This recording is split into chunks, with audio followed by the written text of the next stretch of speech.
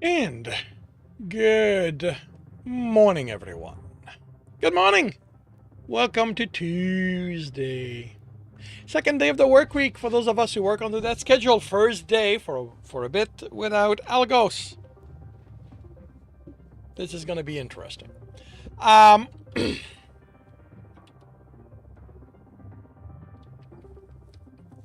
I hope the week has gone well for all of you. I hope you are energized for the rest of it. Yeah, Algos has been taken down so that they can go over everything and work on getting closer to what they want. I did not expect that until yesterday. Um, when they said that this was stage one and that they would bring stage one to an end yesterday, what I thought that meant is that the game would keep going and they'd make a copy and do the changes there, and then when stage two starts, they would switch over. Oh, it's going to be interesting being a while without the game because the current ETA is for the end of the month for stage two to start. So, yeah, gonna be interesting. On the plus side, I don't know if it's a plus. Without the game, depending how uh, active the chat ends up being, I might just string all the recording together, and that might, I don't know, well, I can't go through more than I have, but might have them be done quicker.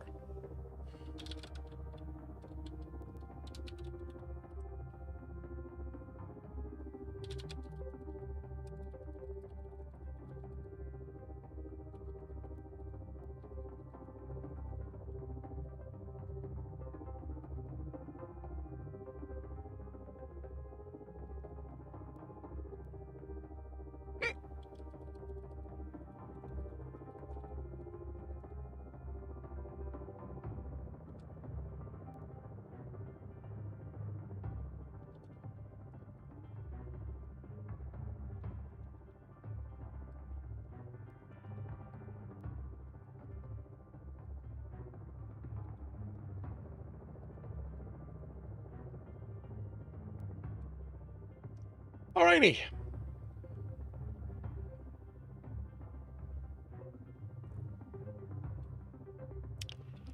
And yeah,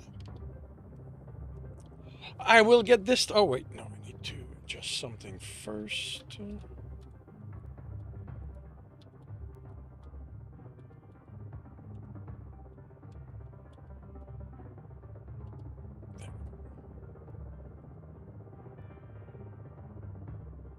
Alrighty. I will get this started by confirming the microphone is on, turning off desktop audio. Confirming I'm on the correct screen. I have the correct image up. I am starting the recording, and I'll see you all on the other side. Welcome back to another Reading and Correcting with me, Kindar, the Tiger Writes, and Ty, the Tiger Supervisor. These are where I read a chapter from one of my stories and correct it as I go. If you want to listen to these live, it's every Tuesday morning, 8 a.m. Eastern Time on Twitch and YouTube. And if you are looking to support me, that is on my Patreon. Today we are doing chapter 101 of The Captain's Heart. We're approaching the coordinates, Captain, Tom said. Scans? Gregran asked. Nothing. We ram thick, Joe well, Dirim answered. If this is where they want to meet us, we're here early. Only there had been no time provided. When Tommy the Earther had let Gregran know his contact had agreed to speak, it was in the form of coordinates. Does this put us in position to receive a targeted comm signal? He asked the comm officer. How targeted are you asking about? Jorani Joranson answered. Everything spread with distance. If they didn't want to be overheard, and if they don't want to be overheard, an encryption key is better to arrange. The coordinates were well within the unclaimed territory between the Kelsarian and Earthers, but a part with truly nothing in it, so of no interest to either species. The potential for this to be a trap had been raised, but Gregran considered the risk worthwhile for potential information on the machine that had hurt Jeremy. It wasn't on his patrol route, so he negotiated with other hunter ships to arrange a changeover. As with any time he dealt with captains he didn't know well, it involved agreeing to future favors. He'd had to agree to 5 of them so that no gap would be created while he reached the border and then entered the unclaimed territory. He brought up visuals. As the scan officer had said, there was nothing. The closest star was a dot he couldn't tell from the others. Why here?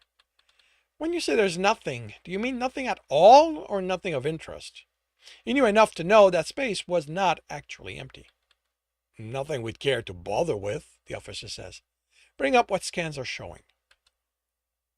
The visual shifted, and in this spectrum, new dots were added, some large enough for him to tell they were an uneven shape. Captain, Tom asked. Go ahead, pilot. Scan, what's the composition of those rocks? Mostly silicate, decent amount of ferrous, some quasi-organics. How opaque to scans are they? It varies. The denser ones are harder to see through. They'd be the larger one? Well, that's often how it goes. What are you thinking? My understanding is that when looking for the ships, you focus on power output, right? Well, yeah. In the void, that's what stands out the most, but those rocks wouldn't hide that. The energy would radiate around whichever one a ship hid behind. Unless it's powered down, Joanna Johansson said. It's something we do when we need to get a shuttle close to a ship undetected. Launch us at it well outside its scanner range, shut everything down but the bare minimum, and drift there. Bare minimum means hardly any life support. That stuff's energy intensive, you know. But you can ration it. But that only works if you have an idea how long you'll be rationing. These people didn't know when we'd get here, unless they have sources inside our ship. They couldn't even get a sense of scale for when we'd arrive. How low could power be dropped to keep them alive indefinitely? Gregran asked. Nowhere near low enough for any of these rocks to hide it if you want to keep your crew alive. What if it's just one person? The scans officer's protest locked up. He looked at his readout, made adjustments, and the visual shifted with them. It was all dark, as if he was supposed to be able to tell the rocks from the background. The bridge lights interfered. Then yellow, so faint he thought he was imagining them until Tom asked, What's that? That's so faint, I'm not sure there's enough power there to keep that one person alive, but there is something on the other side of that rock. Set for wideband broadcast. Set, she replied. Sending greetings to the wanderers out there, he said in Earther, since he couldn't be sure they'd know Federalize. We come bringing company and good conversation. He motioned for her to stop the broadcast. Am I looping it? Unless you think there's a reason they won't hear this one, no. They could be off shift, Tom said. I'm alone out here, the scan officer said. I want to know everything that's happening. Since sleep isn't something I can forego, I record everything and set alarms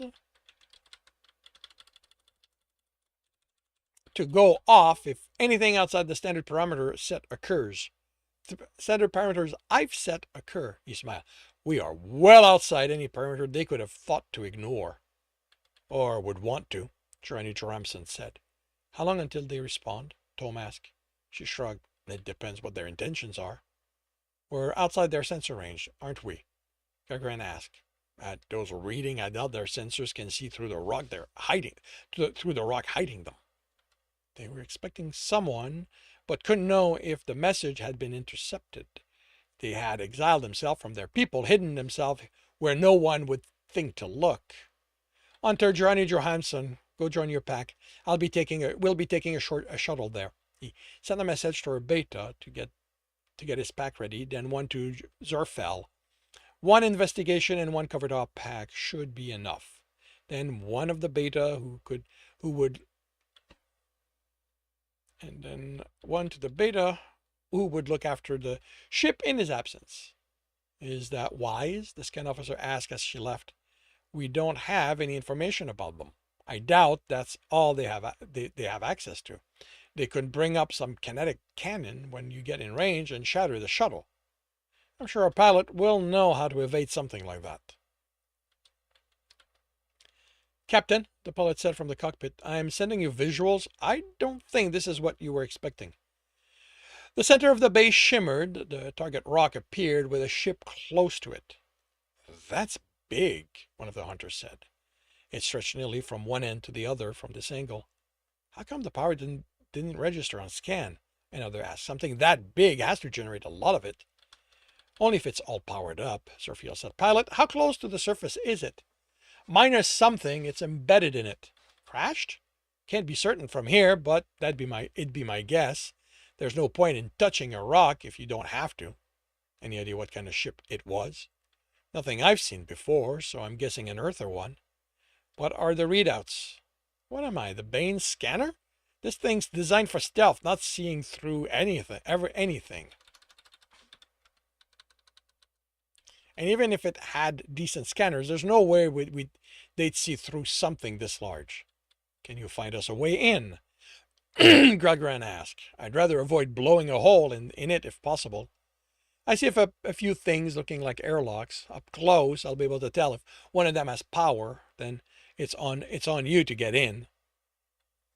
Hunter Jirani Joramson, how confident are you can get it open? He asked. So long as the language isn't something completely different from what that station used, I'll get us in. Good. Everyone, suit up. We bring Oxy for 6 hours, no weapons. They might be scared, but they are not the enemy.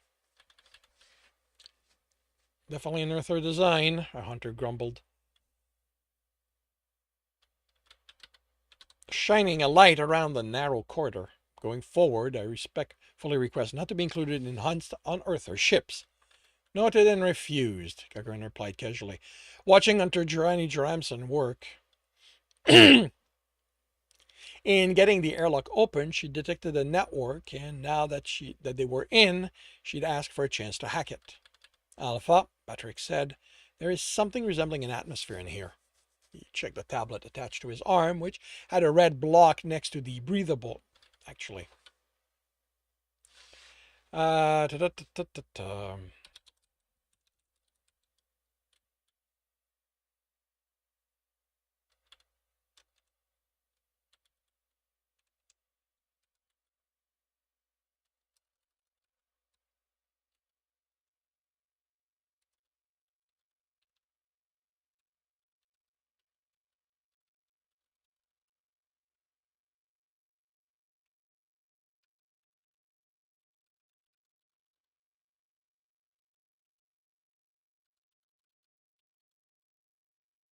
I don't actually remember if I set red as their bad color. I know blue is the good color, is the go color. I don't remember if it's red. That's something I'll definitely have to check when I do the second draft. Since I never noted it in here.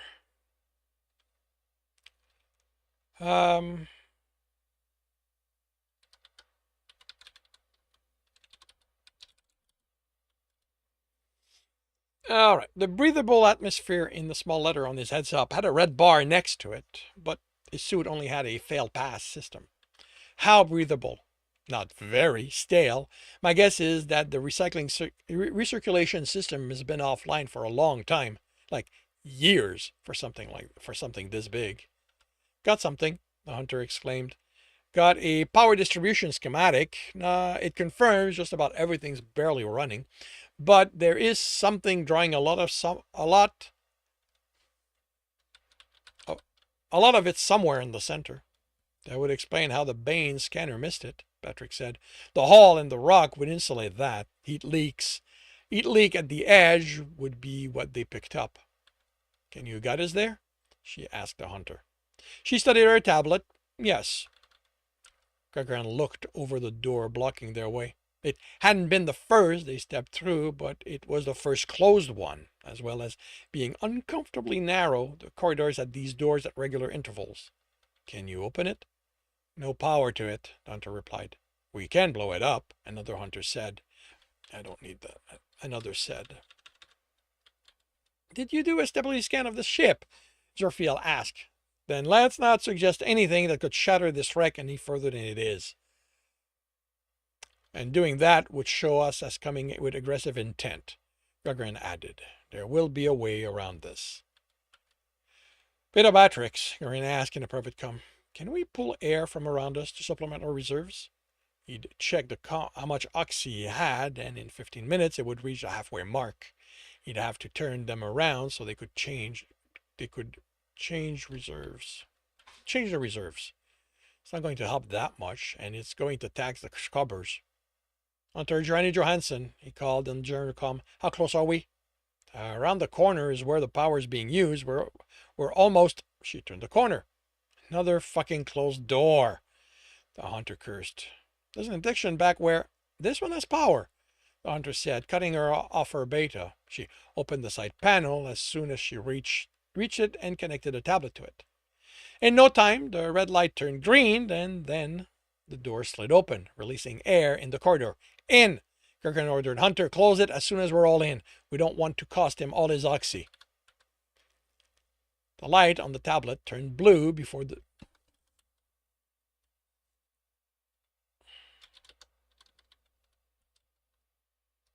On his heads up turned blue before the door closed. We stay on suit oxy, he ordered.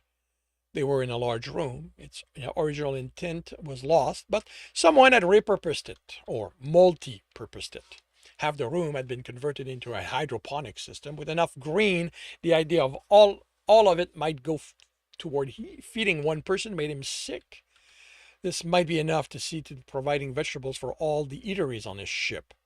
Next to that was a food preparation area with a table and one chair. There was something that reminded him of Jeremy's weight machine. Next to that could be a small lounge. We advance with care, Gagarin instructed. We don't know where Something's powering up. Hunter Johnny Johansson said quickly. Ceiling. A series of compartments dropped open and muzzles became visible. They didn't have the telltale glow ballads like to add to show a weapon was ready to fire, but Gagarin didn't need that to know the situation had escalated. I wish someone hadn't told us to leave our weapons behind, Patrick Bill whispered. That's length enough, a digital voice said in Kassarian. If you move, I will perforate you. And that concludes chapter 101 of The Captain's Heart. If you are enjoying this, please leave a like. If you want to know when the next chapter will be up, subscribe and hit the bell. If you want to read this story, it is available on Ream Story. And if you want to listen to these live, it's every Tuesday morning, 8 a.m. Eastern Time on Twitch and YouTube. Links are in the notes, and with that, I shall wish you a good day. Alrighty. On the plus side, it lets me let's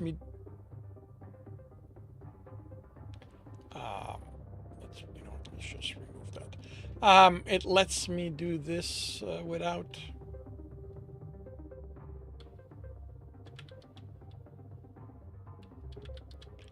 having to feel rushed like I always do when there's battle breathing down my neck.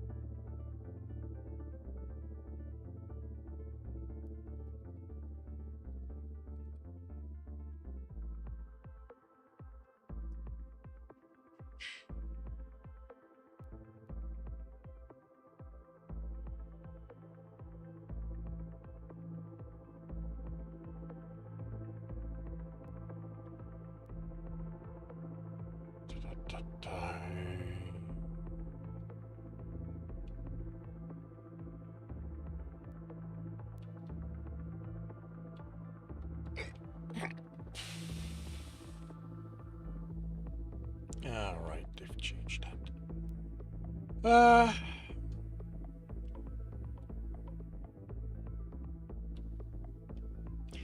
I'll get used to this eventually. Hopefully.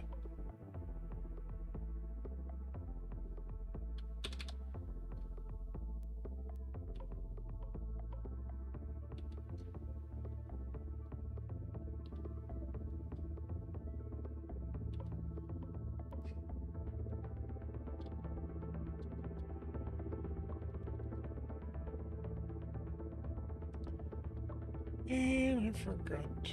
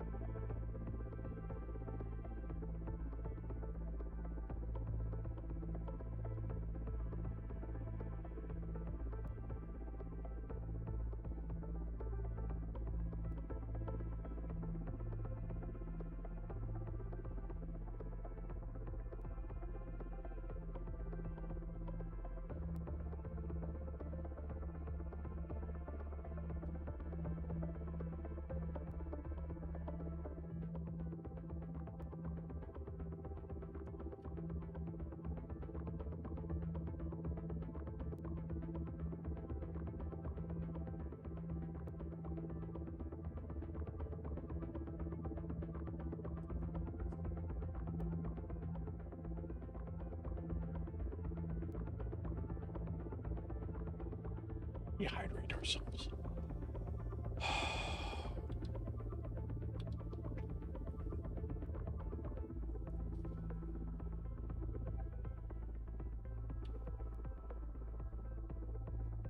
Right, the big difference is I cannot access this from here.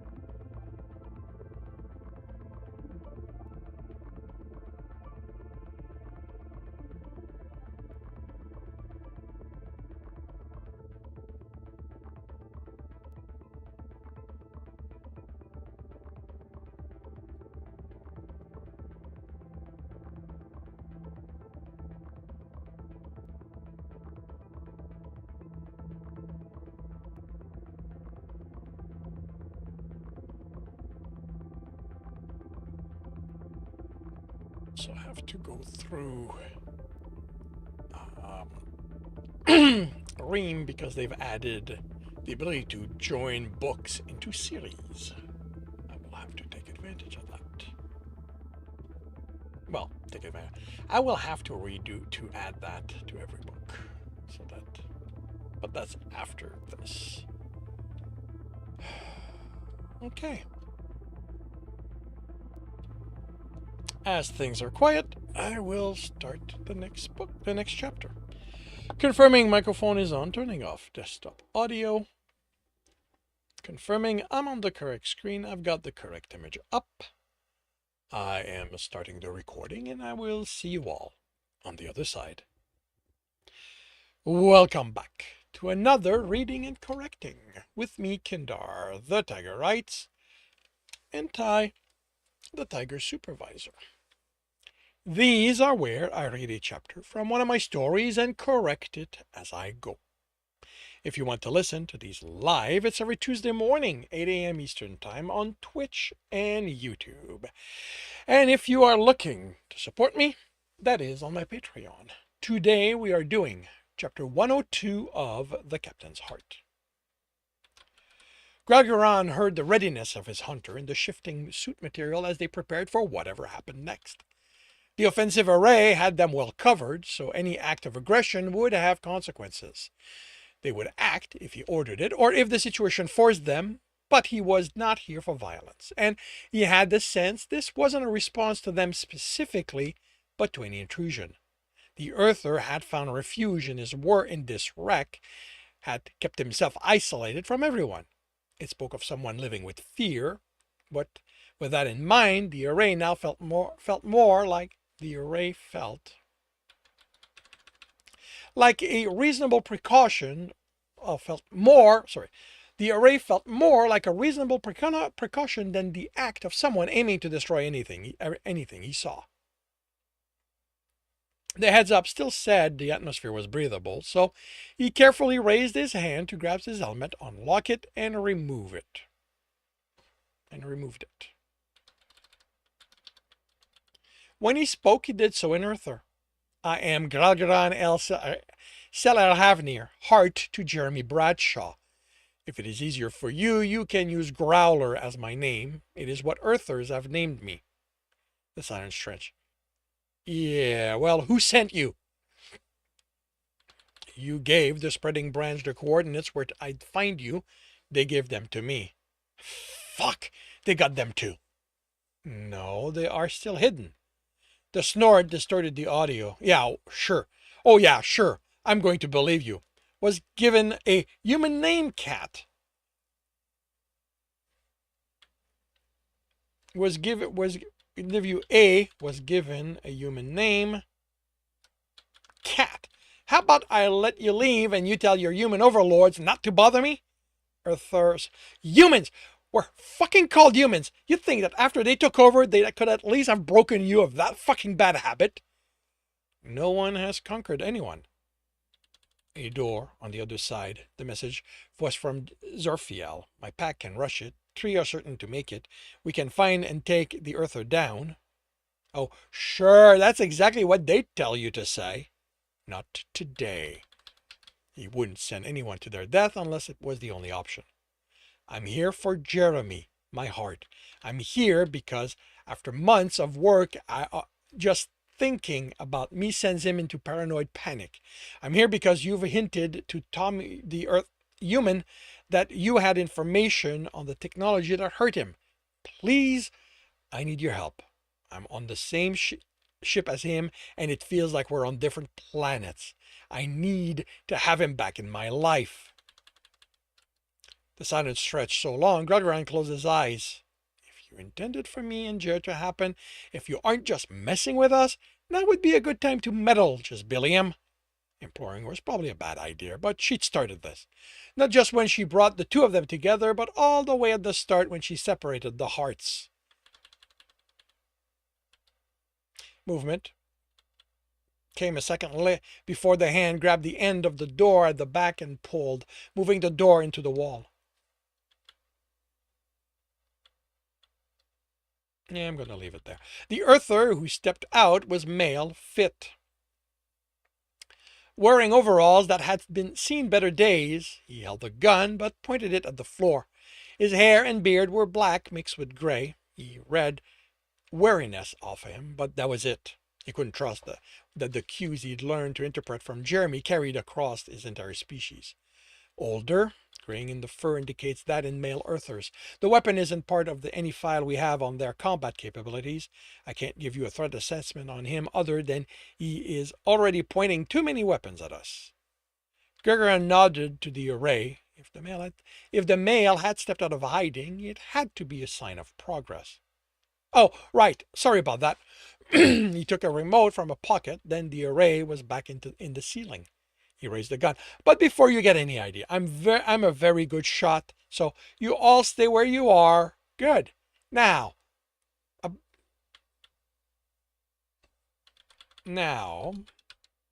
how about you all take off those helmets so I can be sure he isn't your hunt. Oh, I see. So I can be sure he isn't your hunting cat. Trust me, you can't put anything past the human military anymore. But if you click a flick of ears, Gregorian instructed his hunters to comply. Not exactly smart of the lot of you to show up here without weapons. I didn't come seeking a confrontation, only your help. How may I address you? He seemed surprised by the question, then unsure. Bob, he finally said. My name's Bob. Another far too short name, and he couldn't address him while adding to it to feel more at ease. I am. He broke into a fit of painful sounding coughing. How the fuck do you people manage to say that? Differently built voice box, he answered. It's why the Earth humans on Einstein Station called me Growler. To your ears, our speech sounds like the growling of animals. Our speech is like the growling of animals. Oh, it's way more than that, which makes them think of you as animal. The Earther straightened. You said Jeremy's getting better? Haven't you been following the spreading branch broadcast about him? Propaganda's propaganda, even when it comes from the side you want to win. So I don't exactly trust everything they say. Yes, he's improving, but we don't know if he can overcome what's been done to him. If you're hoping I'll tell you how he can heal from that, fuck if I know. It's not like I know if I've gotten over it myself. You were tortured like he was? Oh, they didn't call it that. Didn't call it anything, but I was a good little soldier. It's not like I asked what the machine did when they told me to sit in it. Wasn't the first time I'd had to do stuff like that. Didn't think it'd be the last. What? Oh, no, you don't. The gun was up again. I'm not telling you anything. Your overlord can go fuck themselves. Not entirely sane. Or not entirely in control of his mind. In a similar way that sometime the programming that had been put in Jeremy's mind took over. How did you end up here? He asked, aiming to defuse the situation. We didn't know there was a ship here. You and everyone else. When the fighting started, I ducked. That's how I ended up here. You were attacked?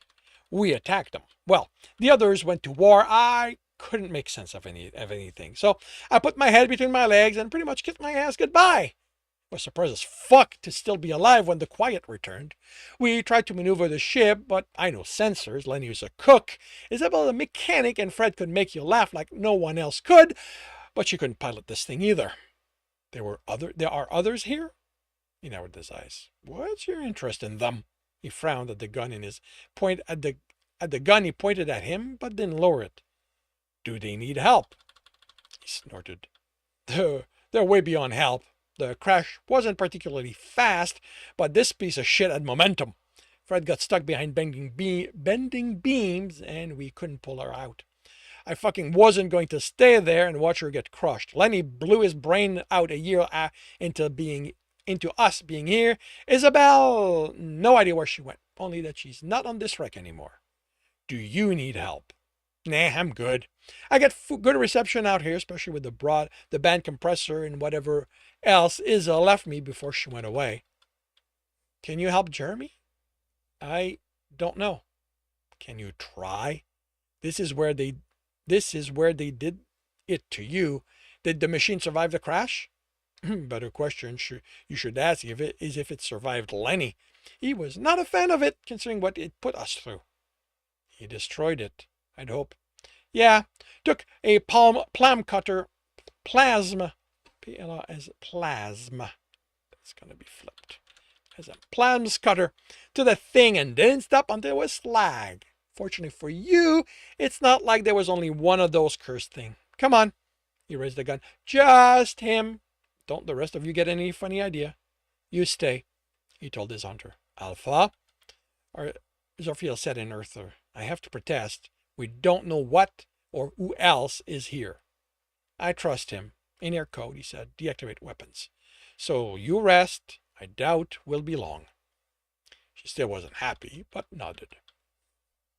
He followed the Earther through more cramped corridors, the air growing more stale as they moved away from the room.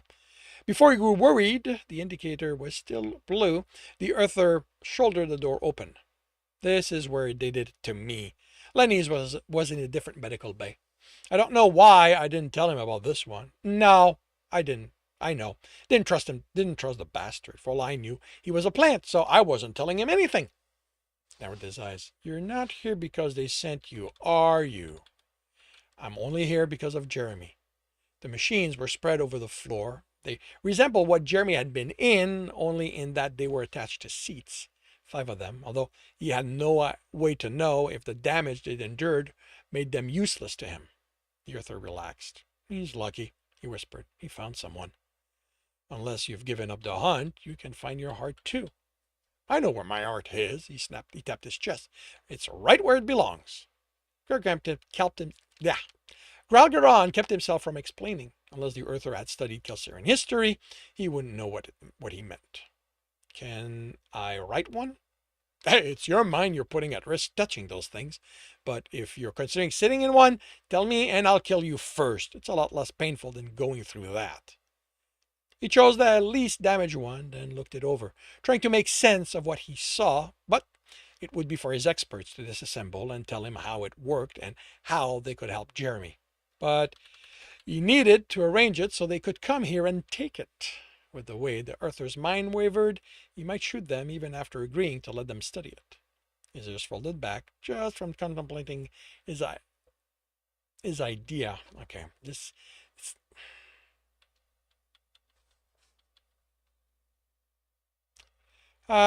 ears folded back just from contemplating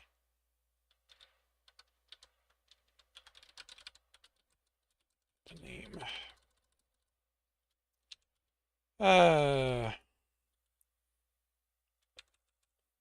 So short. A name. He steeled himself and faced the Earther.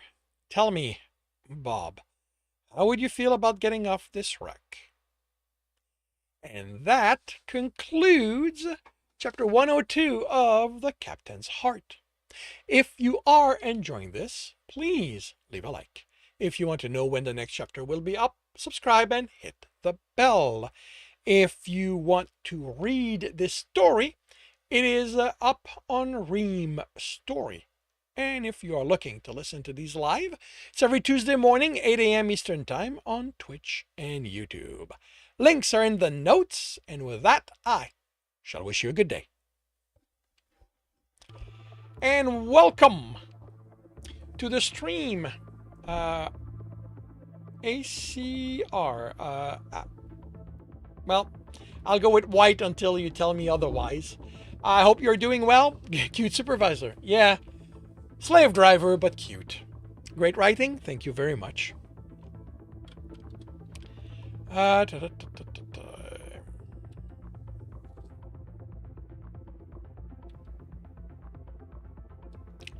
has been done, so let's move that where it belongs. White is fine? Cool. Out of curiosity, what is ACR about? Sorry, what does it stand for?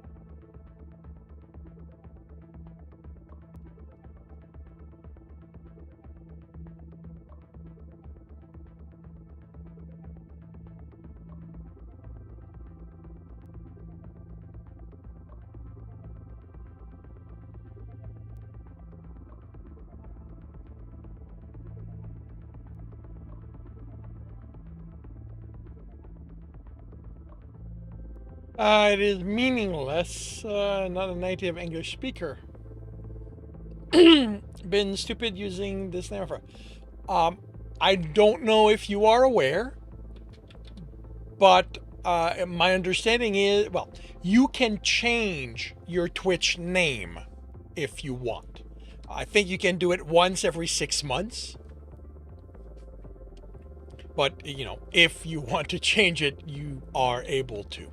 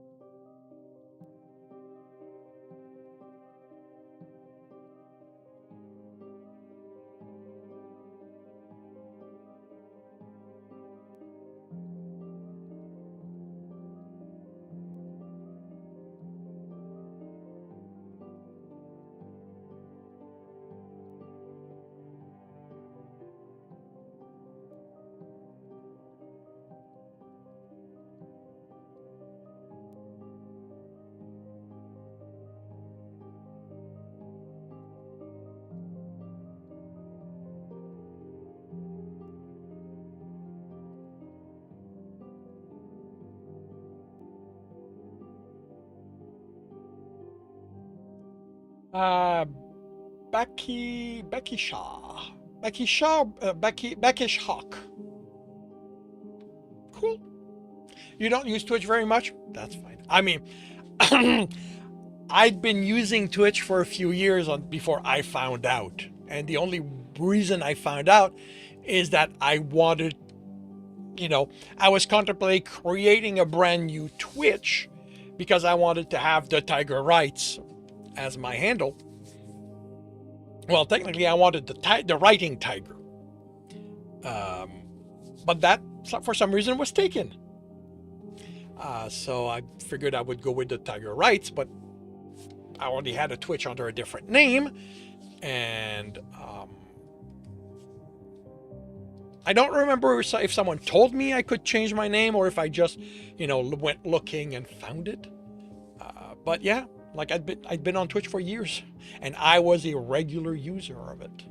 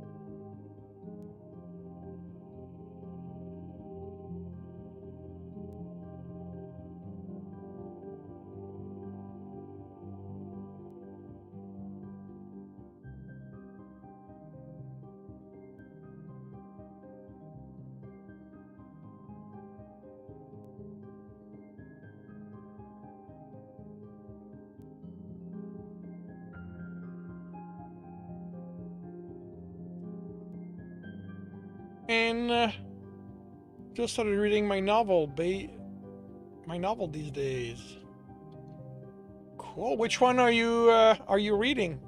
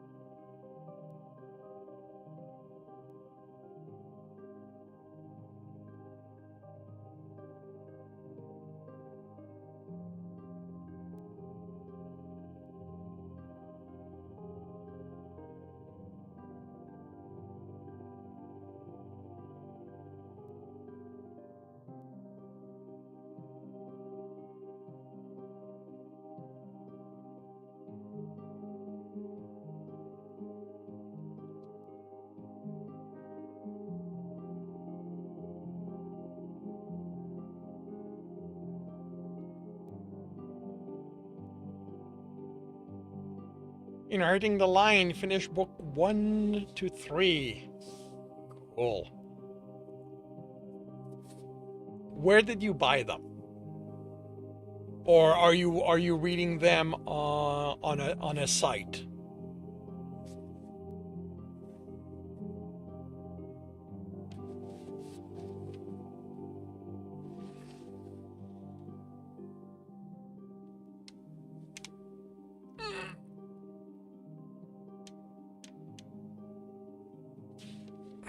Two from Bad Dog, 3 from Gumroad. Okay.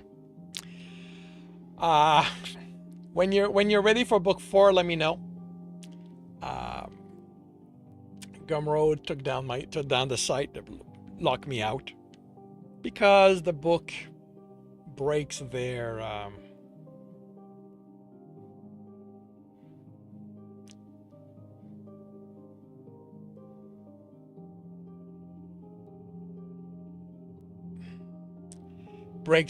rules. They caved in to the credit card companies. So yeah, I actually need to set up an alternative shop.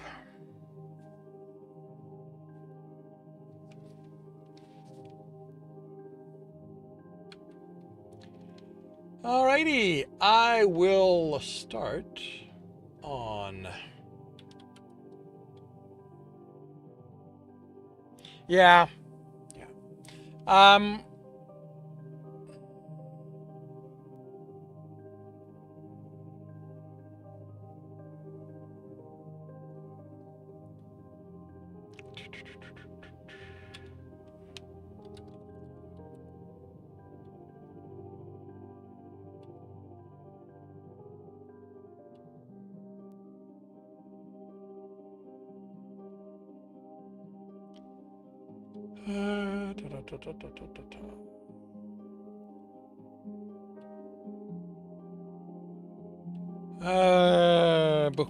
Book 4, that's Protecting the Line, right?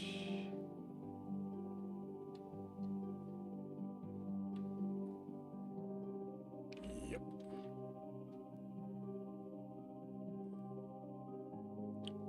Alright, let's see, where can I get this?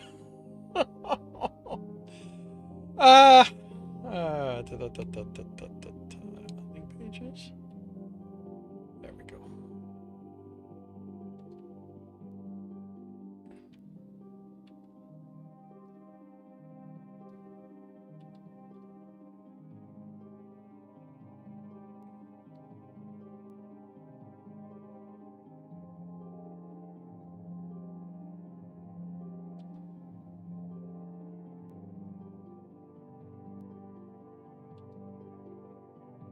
You have got to wait. What?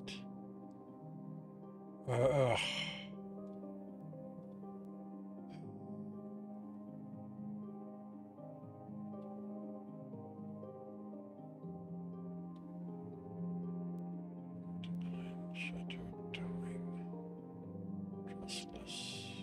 Interesting. Really?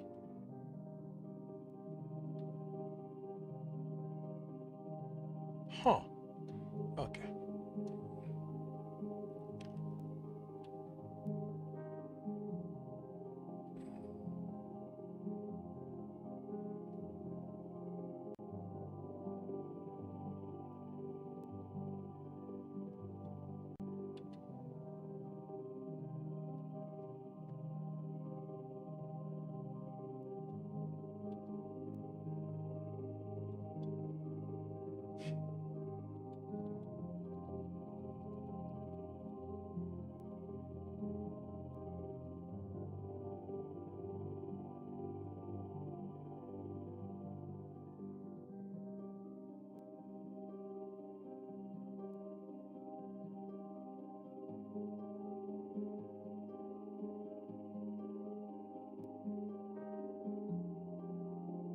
Okay.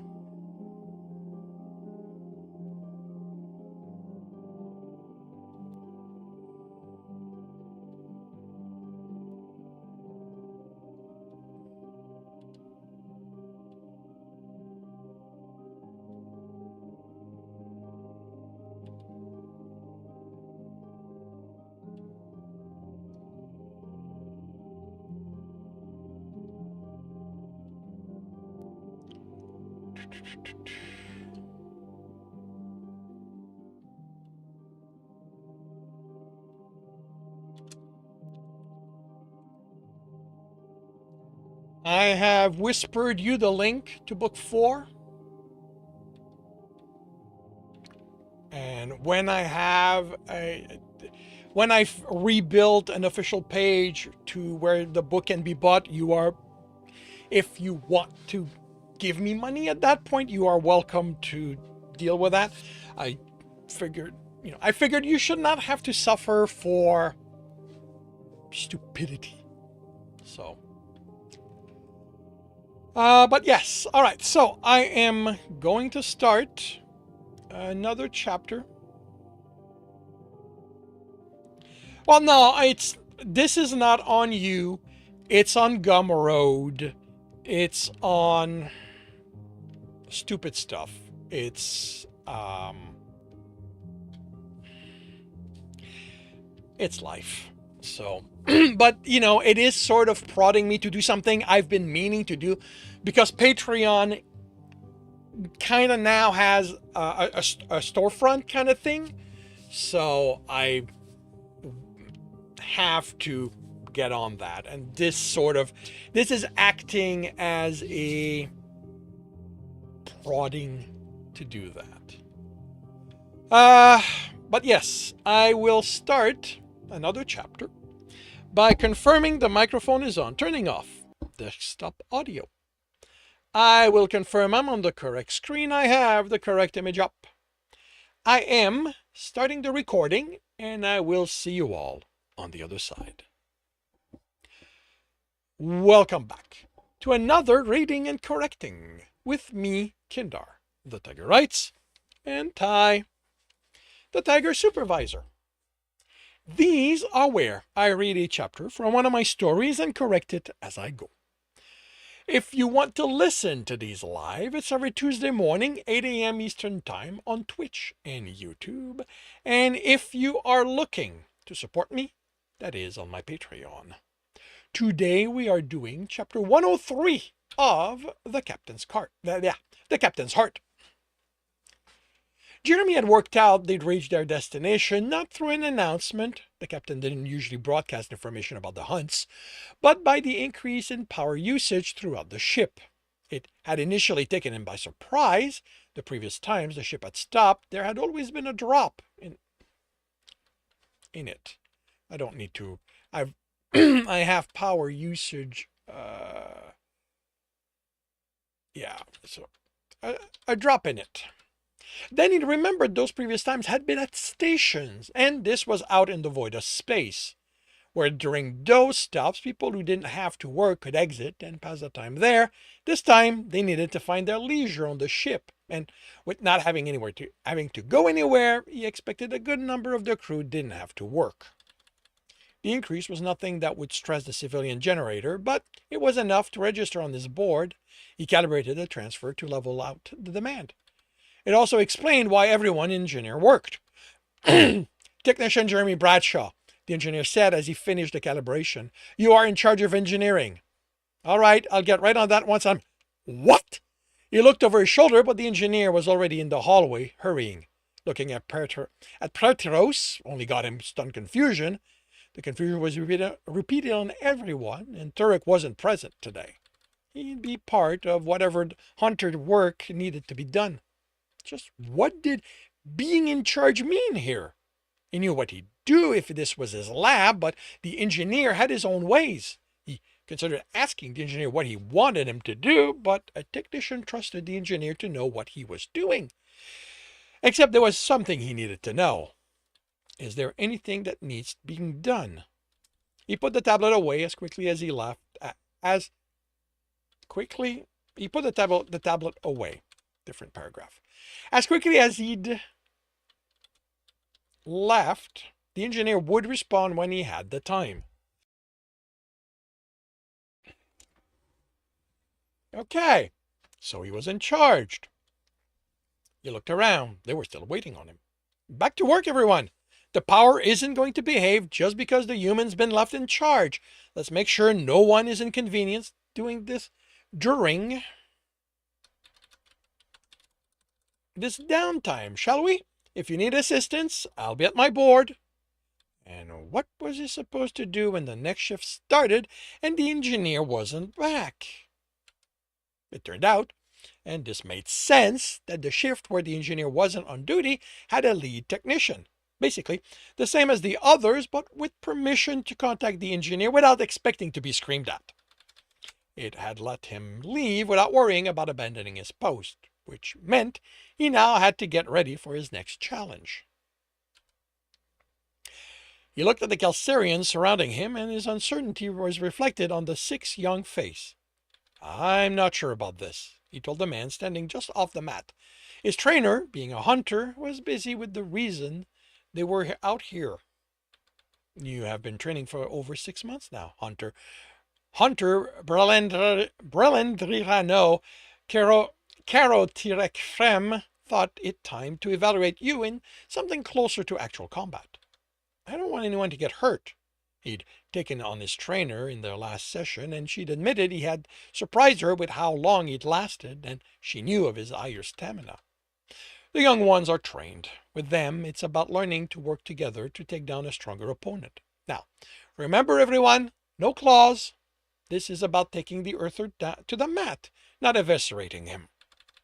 And for him, that meant no over-tensing his hands along with the finger joints, which would cause his gloves' claws to extend. Fortunately, that was how he'd mostly trained until recently. "Begin," the man said, then turned and walked away. Jeremy started to call to him about leaving them unsupervised, but one of the kids leaped at him. He turned, caught the extended arm, redirected the momentum, and sent her tumbling to the mat. Then another ran at him. He dodged, and this one turned on the spot with the help of claws holding him to the mat, and swung a leg that Jeremy stepped over. When the kid was up, reaching to grab Jeremy. Reaching to grab.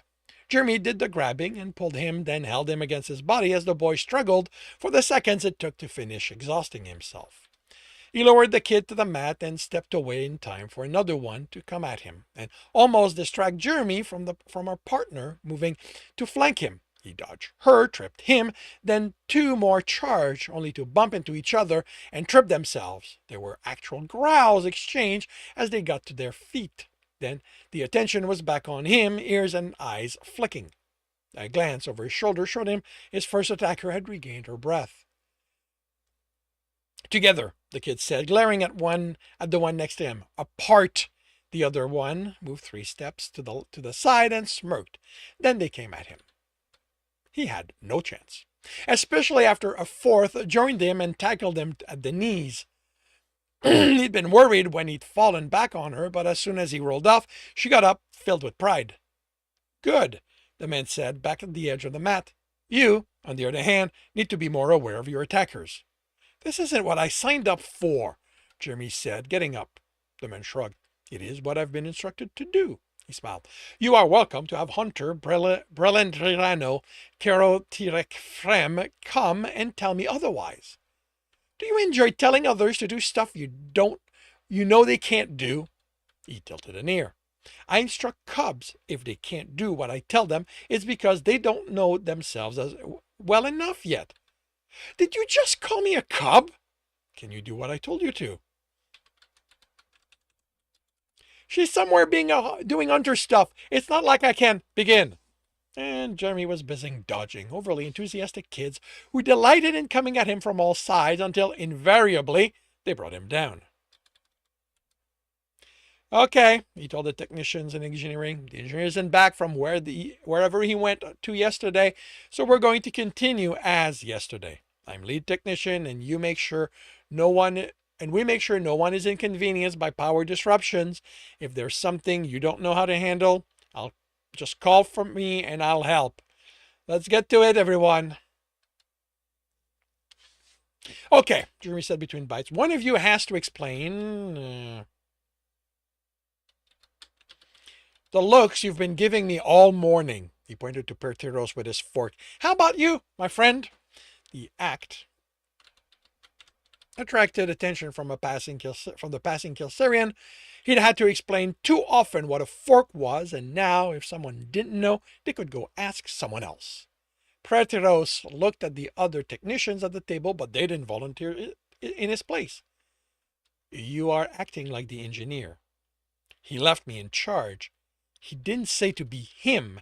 Technician Lord Framier has Azurdien muttered. I don't remember yelling at anyone interrupting my work. You made the decisions, Prateros said. He left me in charge to contact him so he can tell you what we need to do. It took him well over an hour to get back to me yesterday. I don't think anyone here wants to wait that long before dealing with an emergency. The look they exchanged said they weren't comfortable with that. Would you really rather we wait for his instruction no matter how long it takes than just deal with the problem? We are technicians. It isn't our place to act outside our duties without the engineer's instruction. What do you do when he leaves the ship then? The engineer doesn't leave the ship. Technician Erkrim Torem Frisgariak said.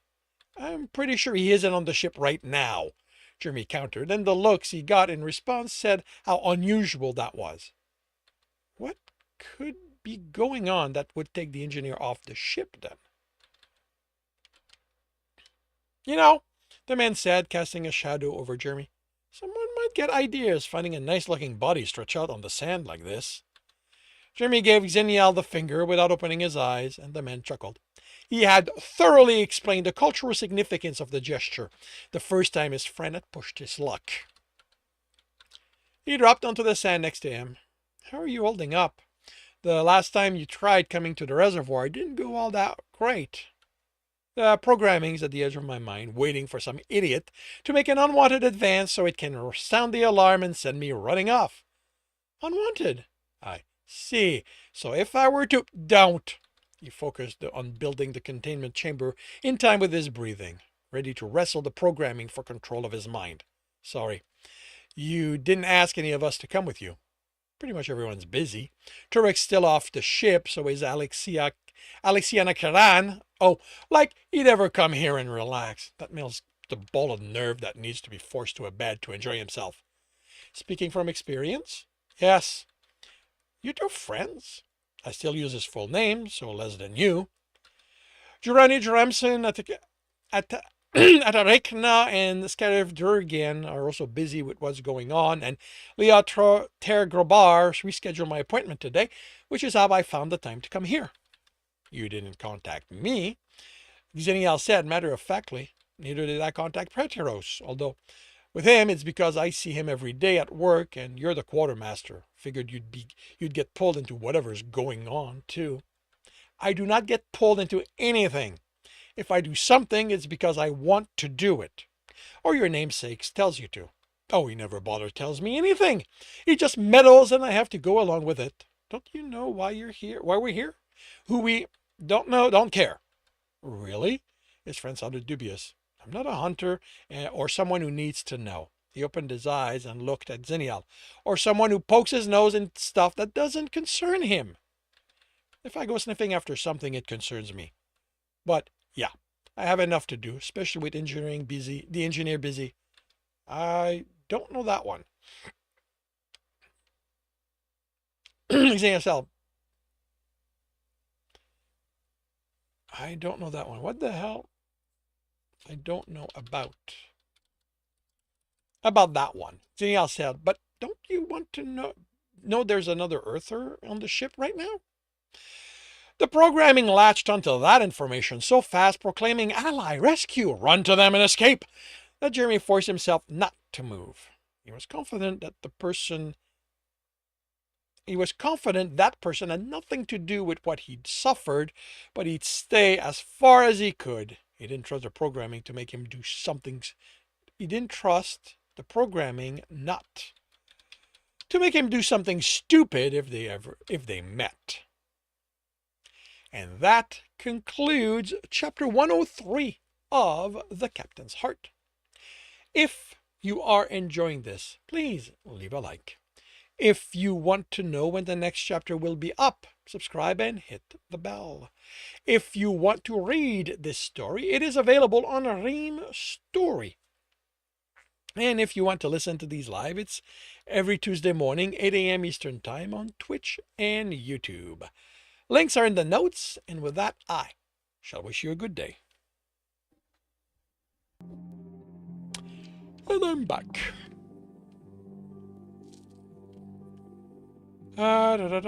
Toy.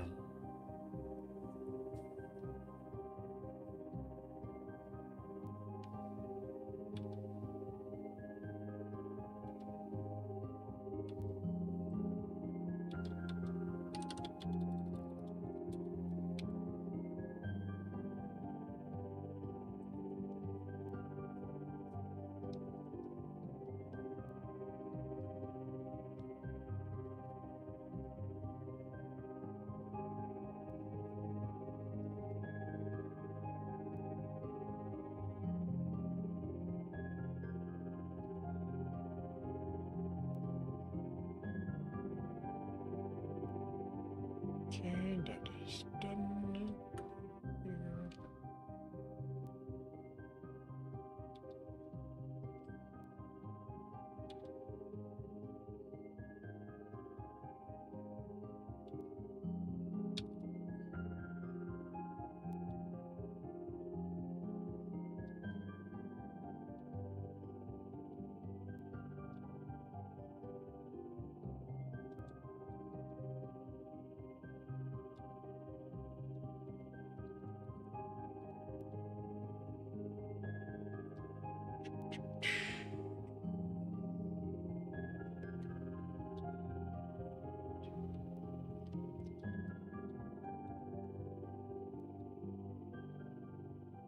I will be right back.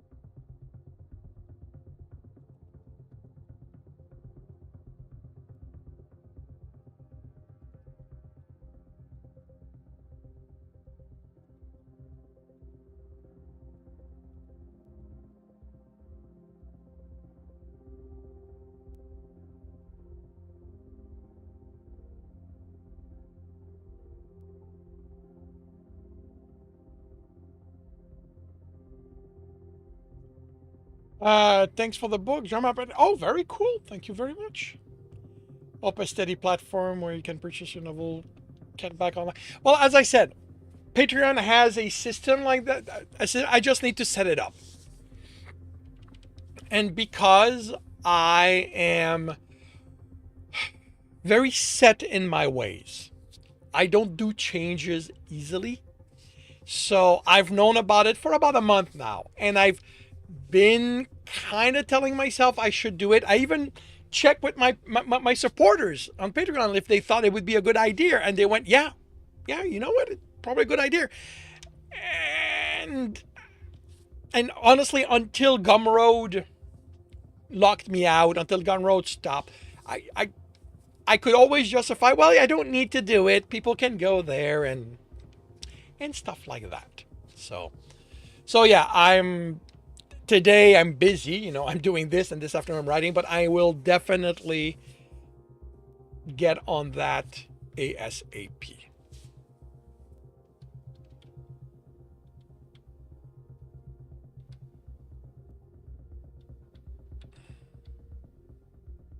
Yeah, I mean, it's part of the way I am. I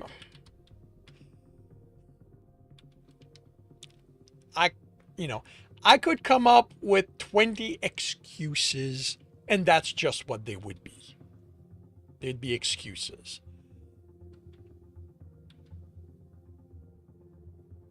At the core, and this one doesn't really fall, like I said, at the core, I don't change, I don't make changes easily, but, and another issue I have is I don't do marketing.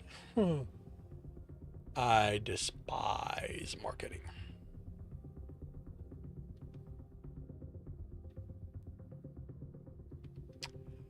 Okay, so let's clear.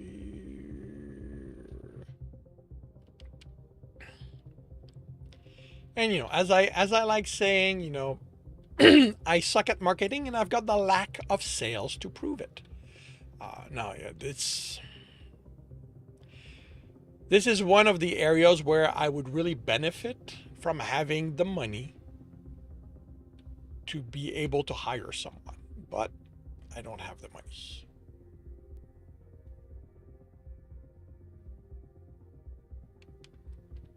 Oh, wait, what just happened here? Why is 105 there? 105 goes here. 104 goes here. What the hell? What the hell happened? Okay, well, at least it's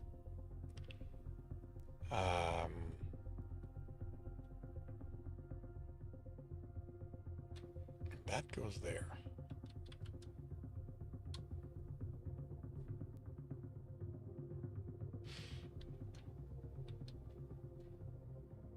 I need to check something here. Did I? Okay, no, I did do it correctly.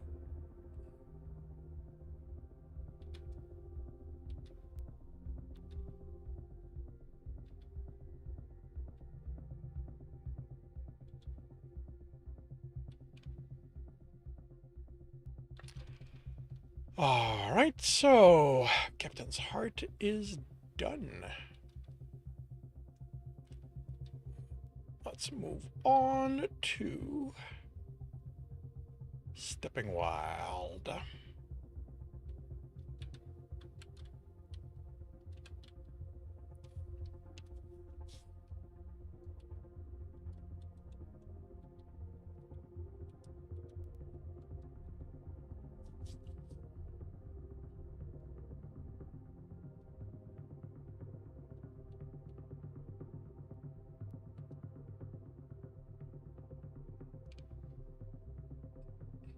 Alrighty.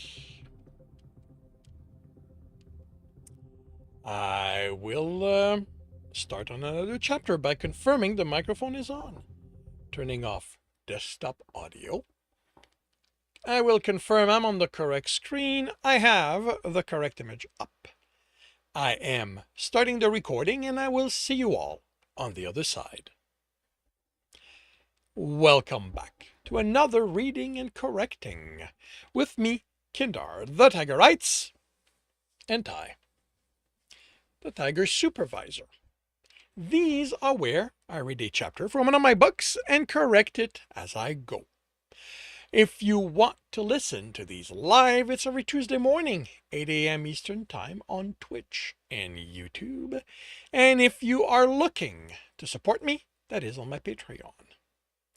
Today, we are doing chapter 55 of Stepping Wild. You have gotta be fucking kidding me! Uzumar glared at him. The expression hadn't improved as Stib explained what he'd done as Fleet Fingers and the role he could play in the job. Take it easy, Charlie said. I'm with him, Cinta said to the fighter's annoyance. How come this is the first we hear about you being Fleet Fingers? That's what bothers you? The archer asked. Fleet Fingers already robbed the nobles. Story is, he took enough that Rasmeyer had to go to the city for help. How come we've been pulling jobs if Thibault has all that gold? It wasn't that much, Tibbs said, and the look was disbelieving, and it went back to the city folk. He buried his annoyance. Or did you miss my recounting how I went about distributing it? You'd expect it to be questioned, not accused. There's no way those shows of yours account for everything. Those shows were to distract everyone. So the rest I distributed. So the rest I distributed to the cities needy wouldn't be noticed. I've heard stories, Charlie said, cutting off Uzuma's protest. But I didn't know how true those whispers of finding money at the perfect time were. I'm used to those from bards, not common folk. And you believe that? Uzuma demanded. Why are we even doing this job if Thibault can get all of it by himself? The coins aren't for me, they're for you. Tibbs rubs the temple and fought with his temper. The job was about getting access to the people who could make what I needed to get into university, and I thought the university came after you got us together, Cinta said, tone hardening. Had he said that? Look, it doesn't matter when. I think it does, as well as why this is the first time we hear your Fleet Fingers. Really? He snapped. You expected me to tell you from the start? No, she replied calmly, but our last conversation about trust would have been a good place to bring it up. He closed his mouth on the justification. Why hadn't he brought it up then? Too tired, probably, although I didn't know Fleet Fingers would come into play directly then. Right now, he's to distract the guards, plural, and the master, so they'd look at him instead of you for the jobs we do until then. The way you talk about him, you were always going to use him as part of that job, she said. So it doesn't explain why you didn't tell us sooner. Fine! Tibbs snapped. I'm not great at this, okay? Charlie covered this surprise at the outburst quicker than the other two. I only make teams when I can't pull off my plan alone, and most of the time I don't have to. Most libraries and universities will let any scholar with money in, and it's the rare city that has anything like the master in it. Usually, if I need paper, I find a forger, pay them, and get them.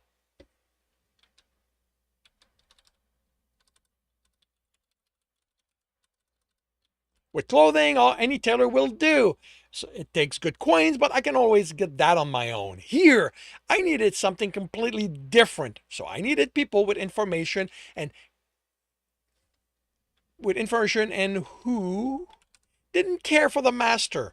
That was you. I wasn't going to ask for your help and not give you something in return. So I set up the story for the job, and I'm going to... You tricked us into agreeing. No, He trailed off under her glare. He hadn't lied about any of it, simply not told them everything. Why couldn't they see that? He rubbed his temple and pushed his annoyance down.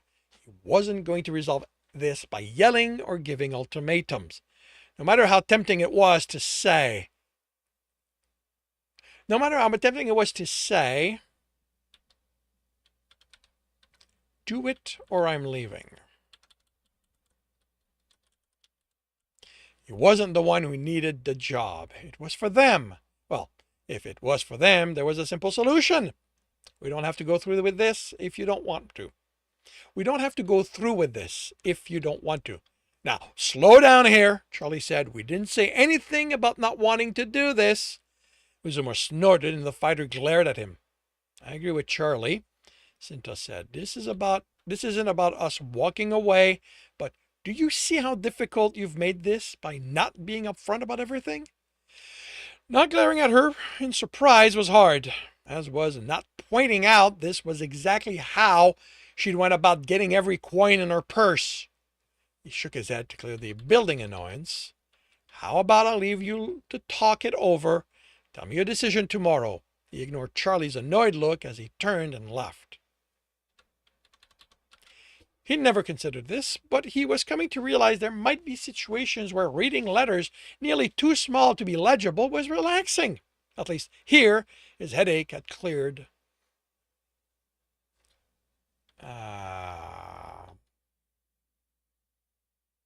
At least here. That's okay. That's okay. All right.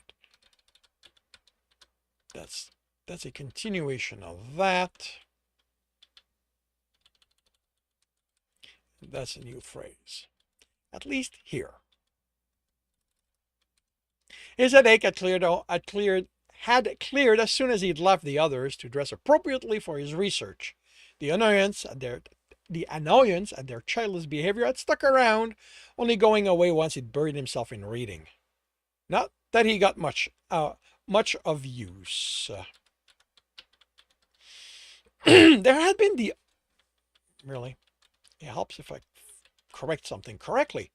There had been the oddity of the kingdoms of Argonia, Kesril, and Verticel and Leonal, who were the only ones without dungeons. Reading about them revealed they were on the same landmass, months away by ship, if one couldn't afford the transportation platform. The books had seemed to agree that the reason was that the landmass had no mountains. Fermi's existence meant those kingdoms might be the perfect places for him to find what he was looking for.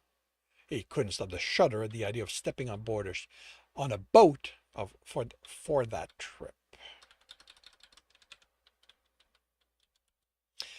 Only if he found nothing anywhere he could reach by land would he consider them.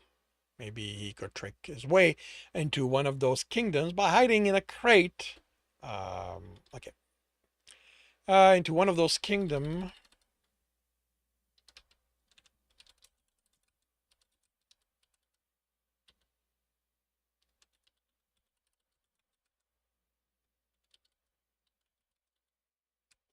Through the transportation platforms by hiding himself in a crate. It wouldn't be the first time he'd gotten where he wanted that way. He bent his neck left and right to remove the remaining kink, being bent over books all day had left in it.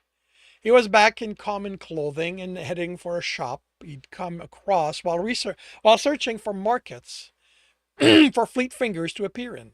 Candies were a good reward for keeping his temper under control when accused as he had been. The team might not exist come tomorrow, but it wouldn't be because he'd chased them away.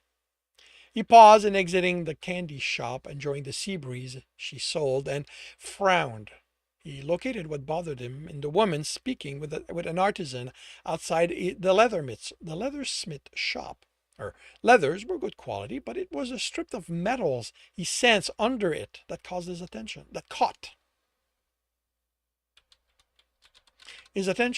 There were enough of them. She had to be feeling it. If she had an element, he'd see that as the explanation, but she didn't. Her hair was copper so bright that it could be fire in the vanishing light.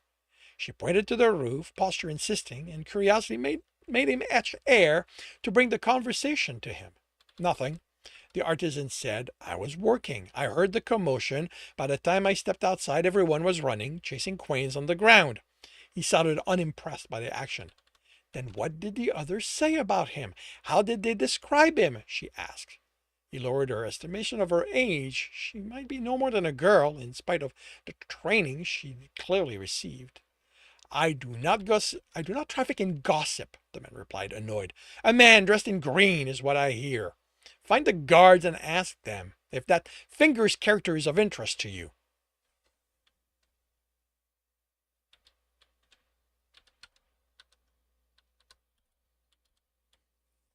Find the guards and ask them. Okay, that would be a comma. If that finger's character is of interest to you. He headed inside. He headed inside, and Tibbs etched darkness around him as the girl turned, looking exasperated. She headed for the next shop, and Tibbs headed in the opposite direction, pocketing the small box with the rest of the candies he'd bought. She'd be some would-be adventurer looking to make a name for herself with the capture of Fleet Fingers. With every one of the characters he created like this, someone came looking. It was the danger of making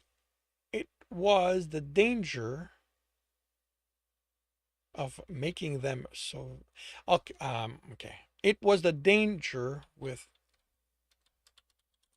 making them so visible. Anyone trying to become known through this thought this was the way. He had been surprised at how many people without an element, and sometimes barely any training, were willing to risk the dangers of attempting to capture such a criminal brought. Tibbs didn't care for adventurers, but at least with them, he didn't have to worry about hurting them while escaping capture. And guards were paid for the danger they put themselves in. Would-be adventurers were complications he never needed. At least, she was basically done. He was basically done with Fleet Fingers. She wouldn't be one of them. Charlie waited for him as he stepped out of his rooming house and escorted him to the tavern at the corner in silence.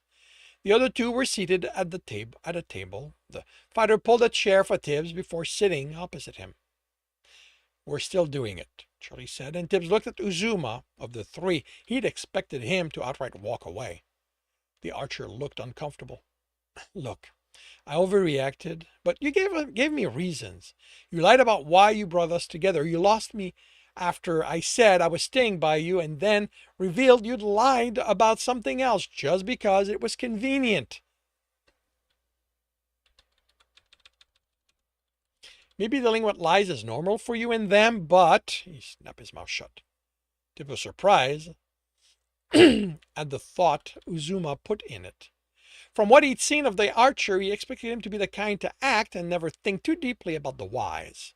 Charlie acted like he didn't think, but the archer had seemed to actually be like that. We do have conditions, Cinta said, and Tibbs nodded. Whatever happens with the job, you fulfill your promises to the theater and Neris, even if that means you have to go and rob some other noble to make it happen. We agreed that we stepped into this of our own volition, but they didn't ask for the trouble. It's going to be for the trouble is going to be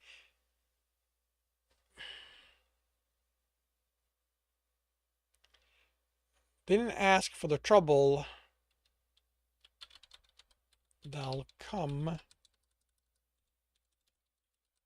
for them if we're caught. We won't be caught. He was surprised they were willing to accept his word after making a point of how unreliable it was. But you have my word that your friends won't have to worry.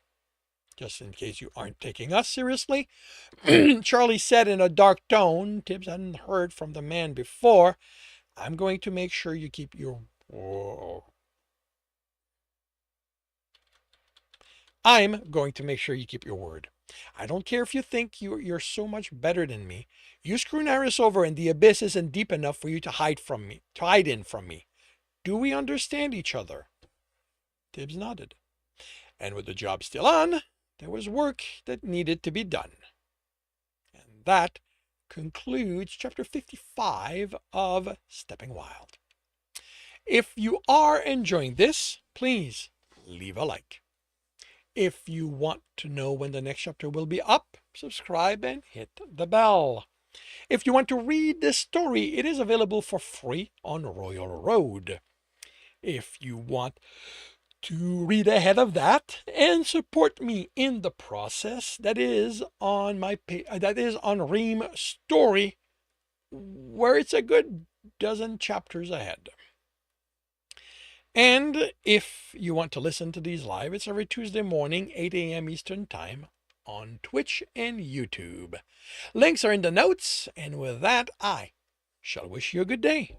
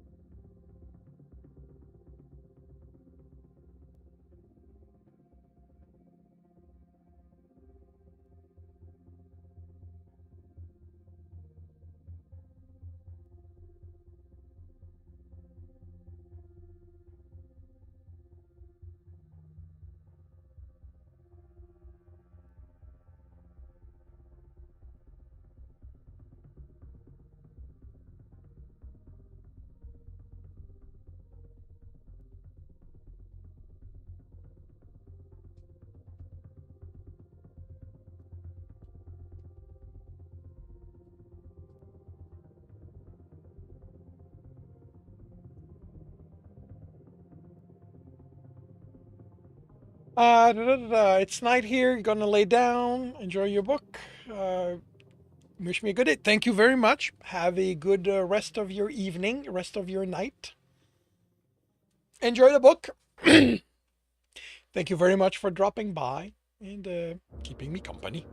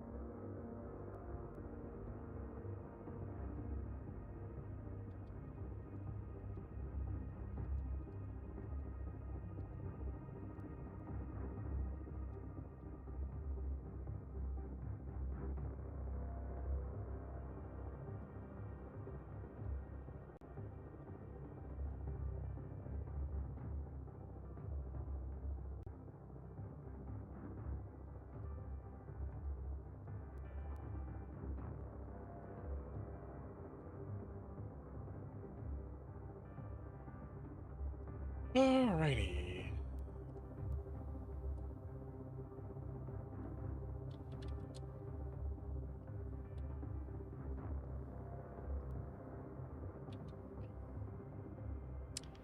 And I will start another chapter by confirming microphone is on, turning off desktop audio.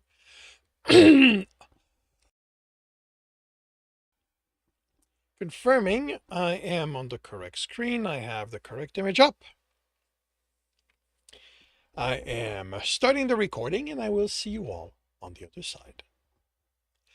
Welcome back to another reading and correcting with me, Kindar, the Tiger Writes, and Ty, the Tiger Supervisor. These are where I read a chapter from one of my stories and correct it as I go. If you want to listen to these live, it's every Tuesday morning, 8 a.m. Eastern Time on Twitch and YouTube. And if you are looking to support me, that is on my Patreon. Today, we are doing chapter 56 of Stepping Wild. Setting the groundwork for the noble's arrival started with finding out when a caravan from the Upper City would arrive. As a city close to the kingdom's border, Brokentia's road connected to 7 other cities, months away as caravan traveled, and more villages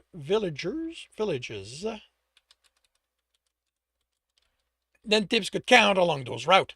Only one road led outside the kingdom from the city to Arteron.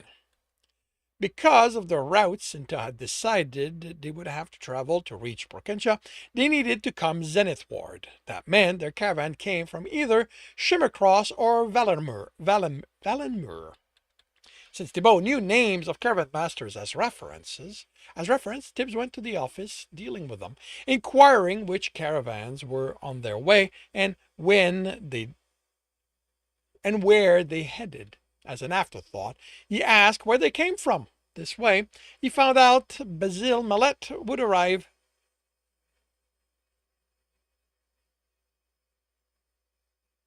Okay, that needs to change. I didn't realize I had put... Because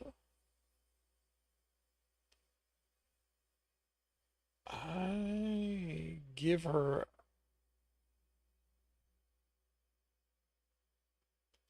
Eleanor.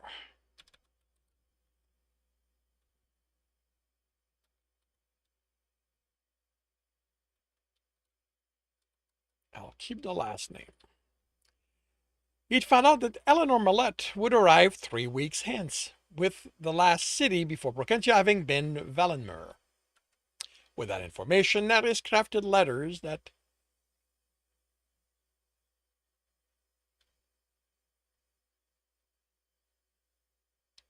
Yeah, I don't think I need to change any of that, because he doesn't have to reveal to the caravan master that he knows all that information.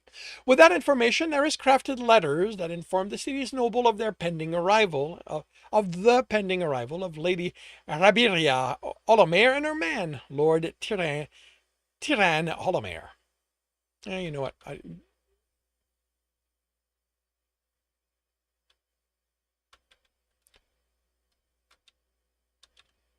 Lord Tiran. Not all nobles would receive letters, and that would cause them to wonder at the reasons behind which was chosen. The letter wouldn't explain why they would be in the city, but it was an invitation. Okay, I need to write.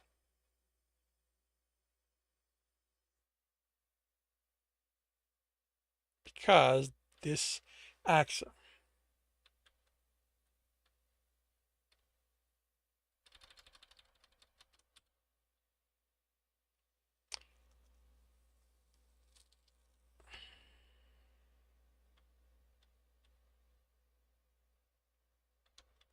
So that goes away. The letter wouldn't explain why they would be in the city. Cinta had reversed their role when Tibbs couldn't keep his temper under control as part of an exchange with one of the actors pretending to be a noble. He'd known that going in that this was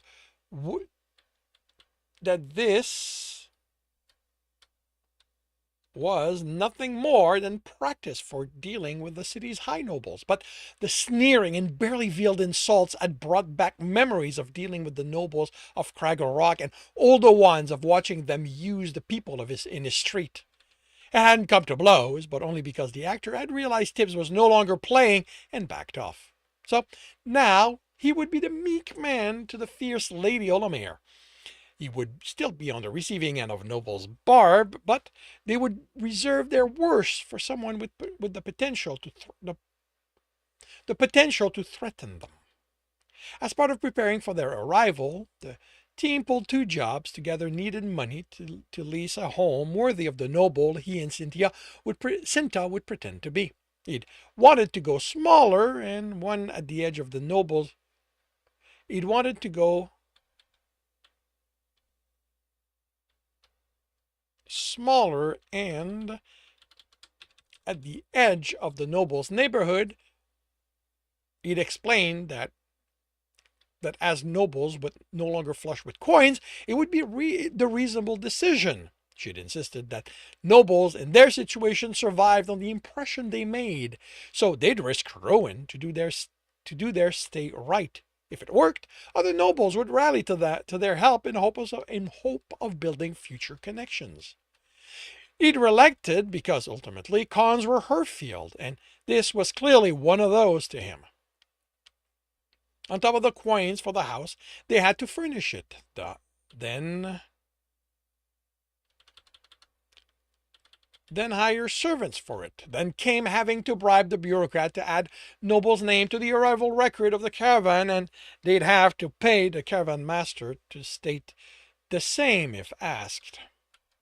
Tibbs had been on enough caravans over the years to know that so long as enough coins were provided and it didn't endanger the caravan, its master didn't mind lying to the authorities. They had exhausted the coins from those two jobs well before they were done paying those that needed to be paid. Uzoma provided the target this time, a merchant who sold food to the poorer neighborhoods of the city. Tibbs had refused. He wouldn't go after someone helping the poor. Only Uzuma had explained she wasn't. The woman used her money to keep other merchants from establishing themselves there. Without them to compete, she charged however much she wanted for the meager food she made available. Tibbs had to verify the archer's claims. Once he did, he was eager for the job. To ensure she wouldn't simply gouge the community harder to make up what they'd take, they split the job into two parts, which became three once the time lined up with her sending the payoff to the city's official. He didn't like They had to split off, but each part of the job needed to happen on the same day and as close to each other as possible to ensure the merchant didn't realize what was happening and take steps to minimize the damage. Tibbs, as the thief, had the job of breaking into the merchant's coffers. Uzuma would intercept the payoff, but because the timing was such, it might have reached the office by then. Cinta would be with him. She was the only one who could.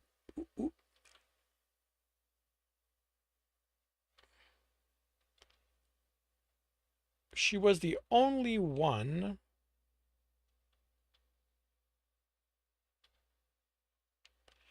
who could be. Yeah, that's true.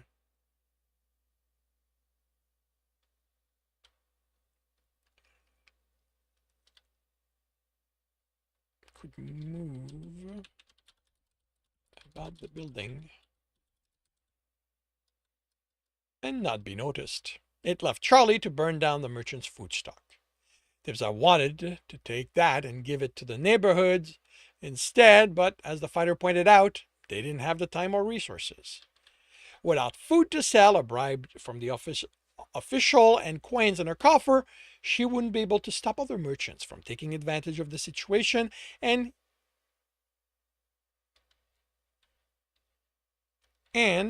he had to hope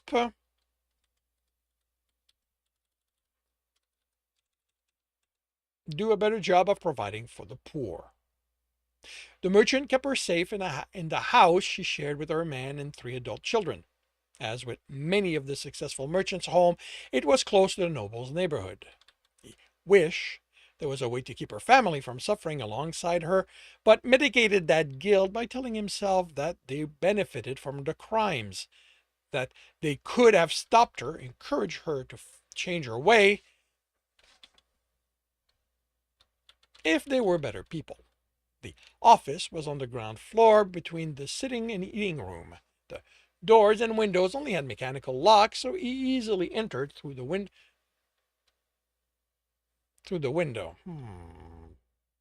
The doors and windows. Window had only mechanical. Don't think I can change that. So he easily entered through the window. The safe had simple magic within the lock, a weave almost entirely made of metal essence. From what he sensed, all that he'd need was the key with the matching weave. Without the time to confirm it, he forced his will on the essence and opened it. The coins were in neat stack on one side with 3 electrum bars beside them and 3 promises for 1,000 silver next to that. They all went into the bag to maximize how long it took her to find out she'd been robbed. He distorted the lock, so the key wouldn't fit. The bells for the water brigade sounded as he was halfway to the room they'd meet in.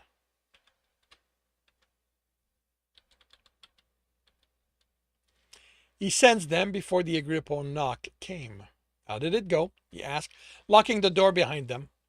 She placed 4 promises on the table next to Tibbs's hall. Perfectly.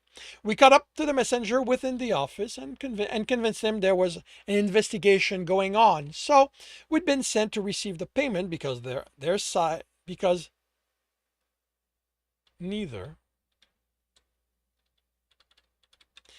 side wanted to be caught holding promises of this value if they were questioned by the guards. Uzuma snorted. She's simplifying it. She had me convinced the building was about to bar its door to keep any criminals from escaping. By the time she was done, he was begging her to take the promises. He ran like the abyss was after him as soon as he wasn't holding them anymore. She shrugged demurely as Tibbs raised an eyebrow to her. Charlie isn't here yet. The water brigade was called as we left the office. The brigades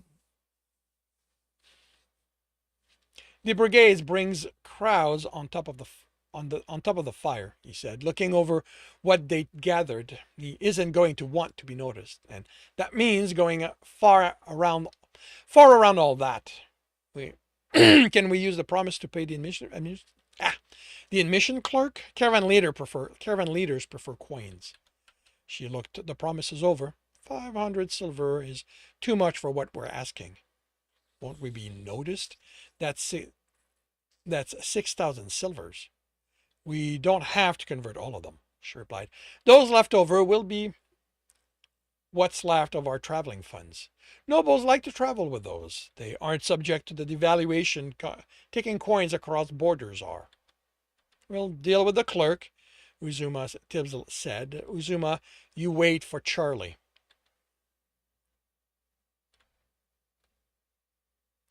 I need to make a change to account for something comes later.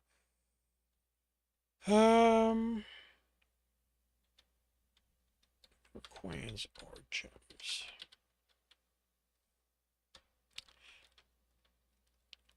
Tibbs's presence was in case something went wrong, so he stayed back, wishing he could use an etching to ensure he wasn't noticed. Sinta charmed the clerk, then the exchange happened. He remained alert the entire walk to the room and felt justified when Uzuma waited outside the building, partially hidden in an alley. We have a problem, the archer said when they reached him. Charlie's been caught by the guards. And that concludes chapter 56 of Stepping Wild. If you are enjoying this, please leave a like. If you want to know when the next chapter will be up, subscribe and hit the bell. If you want to read this story, it is available for free on Royal Road. And if you want to read ahead of that and support me in the process, that is on Ream Story, where we are a good dozen chapters ahead. If you want to listen to these live, it's every Tuesday morning, 8 a.m. Eastern Time on Twitch and YouTube. Links are in the notes, and with that, I shall wish you a good day.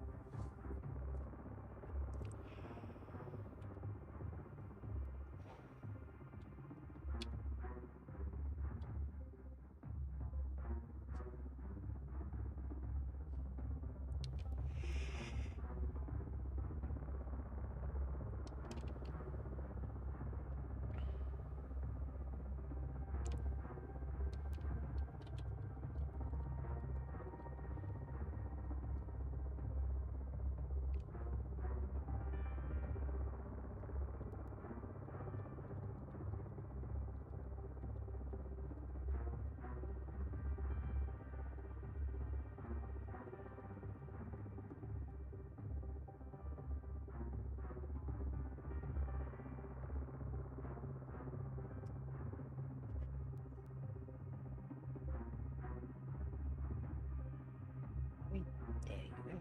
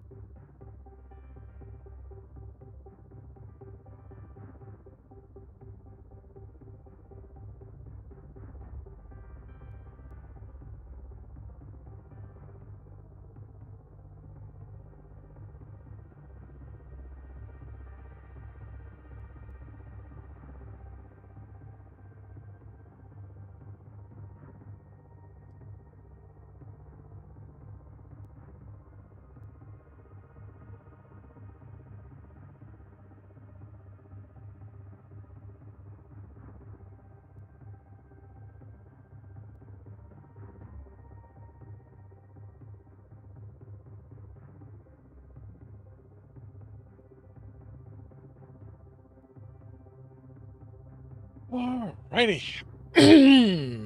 This morning's last chapter. This morning's last chapter. Confirming microphone is on, turning off desktop audio. Confirming I'm. Let's. Alright, confirming I'm on the correct screen. I have the correct image up. I'm starting the recording. And I will see you all on the other side. Welcome back to another reading and correcting with me, Kindar, the Tiger Writes, and Ty, the Tiger Supervisor. These are where I read a chapter from one of my stories and correct it as I go. If you want to listen to these live, it's every Tuesday morning, 8 a.m. Eastern Time on Twitch and YouTube. And if you are looking to support me, that is on my Patreon.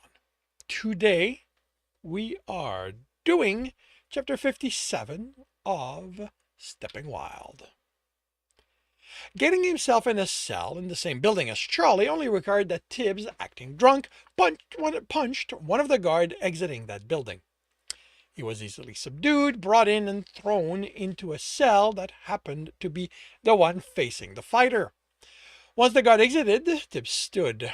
Unlike what he'd expected, instead of being in the cells closest to the door, they were in the furthest one, even if all the others were empty. Charlie was staring in disbelief as Tibbs reached the door. "What are you doing here?" "Getting you out." Uzumo had suggested they leave the fighter where he was, but beyond needing him for the heist, for the job, Tibbs didn't let teammates rot in cells when he could help it. Are you here because of the fire?" Charlie looked at the door. "The door's too thick for them to hear through it. There was no one on the other side. And I'm just a drunk. They aren't going to bother listening. The walls also didn't have listening holes someone might be on the other end of, hoping to hear how the crime had been committed." Tibbs only encountered those once years ago when what he'd stolen had gotten him embroiled into a fight against the Baron running the city. "I was already well away when I ran into the guards. They were just pissed I actually ran into them. Then, when they tried to make me pay, I defended myself and," he motioned to where he was, "there was more of them than me." "Do they know who you are?" The fighter shook his head. "They didn't care enough to process me. They dragged me and threw me in here." He studied Tibbs. "How did you end up here? Cinta finally have enough of you and you refusing her advances? She talked them into arresting you?" "I punched one of them outside the building." Charlie stared, then shook himself. "Okay. Then what's the plan?" "Leaving." "How? Walking through the walls?" Tibbs rolled his eyes. "They've made doors for that." It was the fighter's turn to roll his eyes as he stepped to the door and shook it. Metal rattled against metal, and it remained closed. "Unless you have some magic that lets you walk through the bars, we aren't getting out that way." "I don't need magic for doors." He reached into his hair and formed the picks and tension bar he'd need to unlock the door. He'd been tempted to secret his pick among his clothing to see if they would be found, but if they did, they might treat him like more than a drunk. So those had been left behind, as well as, reluctantly, his bracers. It meant he had little essence unless he channeled an element, which he would only do if the situation let him. Okay, I need to make a change here.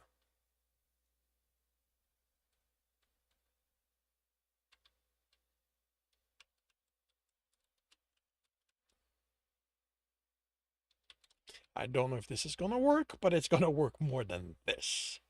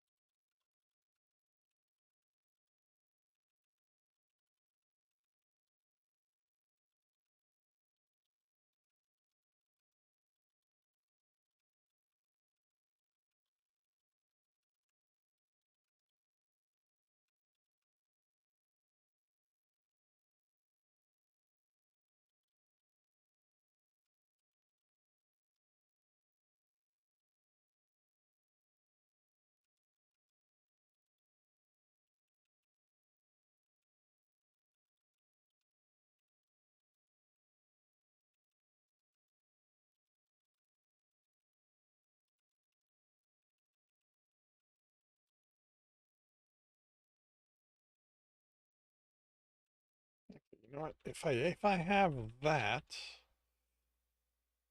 that means I don't need this.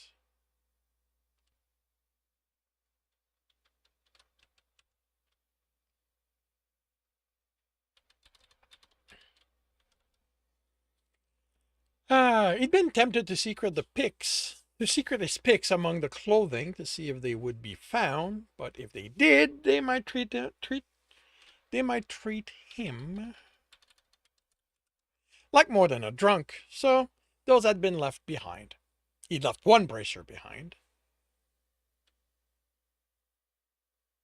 while the other was tied around his ankle. He'd had to keep one on him so he could maintain the etching over his brand, and he figured that as a drunk, even if they searched him, they wouldn't bother with his lower body. How did they miss that? Charlie asked. I guess that drunks don't warrant being searched. Not that he could rely on that with every guard, but these? The picks could have been in his hands, and they wouldn't have known. That's the cell's door. There are still the guards on the other side of that one. At least a dozen of them. 6 when they brought me in. They were down to 1 now. After the sun has set, there's going to be fewer than that. Charlie dropped onto his bench. You thought of everything, didn't you? He sat too. No, but adapting to what happens is how I get out of situations like this. He smiled, brandishing his tool. That and cheating. The fighter stretched out. Then I better make sure I'm in top form for when we walk out, in case things don't go as expected. As you expect. He chuckled. Things never went as he expected. But even with as little...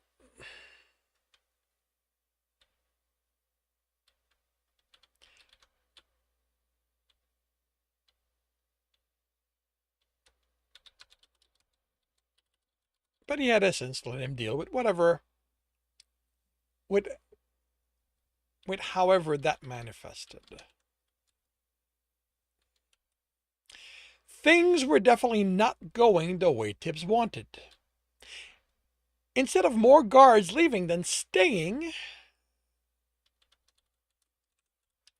until there would be at most the 2 needed to look over the prisoners, the numbers had increased as the day approached evening. 6, then 7, 9, and then 11. And it had been 15 for a time, but 4 had just left, bringing them down to 11. He'd spent enough time in cells in various cities to have an understanding of how they worked. People in cells slept at night, so few guards were needed to look after them. More were needed patrolling the streets. On top of that, those few guards were rarely at their best. Boredom easily set in when nothing happened.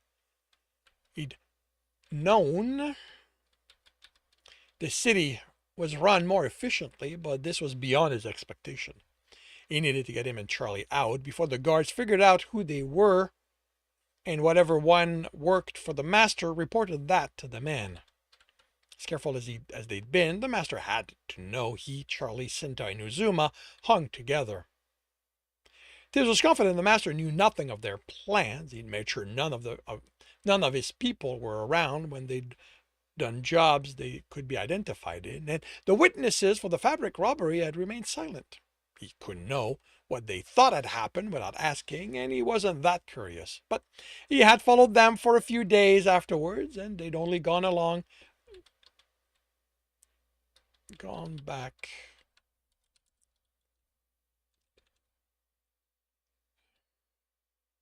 Only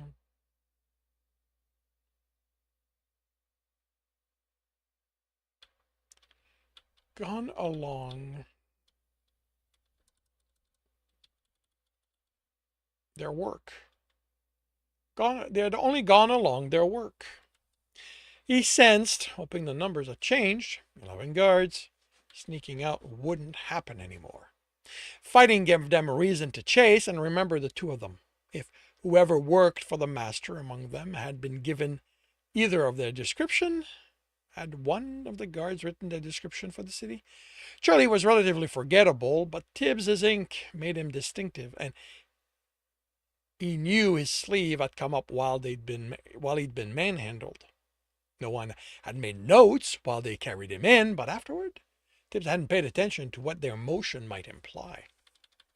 He could undo the etching, which would mean the guards wouldn't know he was the same person, but were there adventurers in the city? Almost certainly. Anywhere with a transportation platform and nobles saw adventurers, either looking for work or on guild business. They'd have to be actively sensing for the essence the brand left behind, but it only took one active sensing of essence, not specifically is this essence.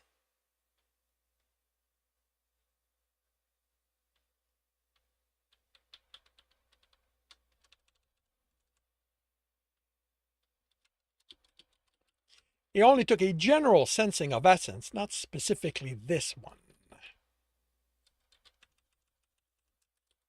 He doubted many adventurers spent their entire time sensing, but it only took one. And there was the danger of Charlie noting it was gone. He'd have to keep his arm covered to prevent that, and if he was doing that, was there a point in undoing it at all? How long could they wait? The extra guard couldn't stay all night. Should have taken the time to find out what he'd be dealing with instead of assuming the city would be like every other. And waiting meant the fighter would be more tired. He might have claimed he'd sleep, but Tibbs doubted that. He stood, and as expected, Charlie sat. He acted as lookout while Tibbs unlocked his cell door, then the fighters. The guards were milling together in the room to the side. He wished he could listen to them. There might be a clue as to why they were here. There were so many of them here. Or if some of them were about to leave. Unfortunately, he couldn't pull air through wood, so that etching wouldn't help. He had it coming up with a way to have words come through wood to the list of things he needed to work out. We're breaking for the exit, he said as Charlie exited his cell.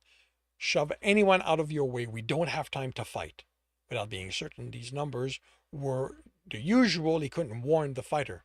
Once outside, we head for the closest alley. There aren't going to be any lights there. He inserted the pick in the door's lock. That's why. They'll need lantern and we'll know where they are. Okay. Maybe you can see in the dark, but I'm going to need a lantern too. He cursed. He kept forgetting. How wide was Claria? He didn't bother keeping track. And while that could be how he explained navigating in the dark, it wouldn't make Charlie able to do the same. How good are you at climbing? I'm not a rat scampering up walls, but you give me something to grab on and I can pull myself up. Then I'll take you to a roof and you can get on and we'll wait there for them to go by us. And you just happen to know where there's one of those? I'm a roof runner. I paid attention to them while I got myself arrested. He motioned for silence before heading for the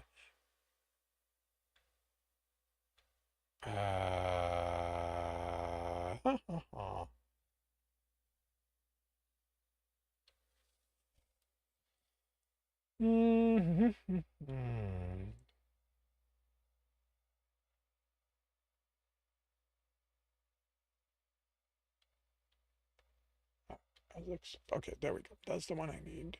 And look out, oh, the guards were milling about. Then the fighters. Charlie exited his cell.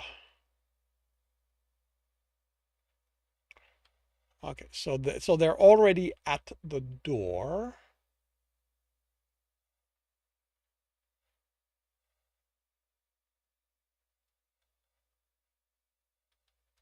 And the locks are already inserted.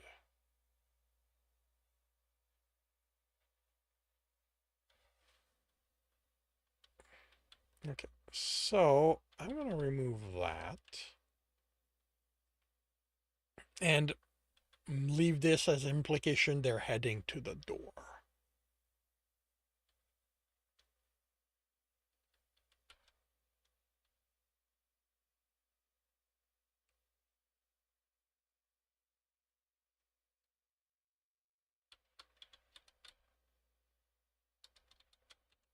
Emotion for silence. Place the picks in the lock and sense the layout on the other side of the door. What he'd have to work with.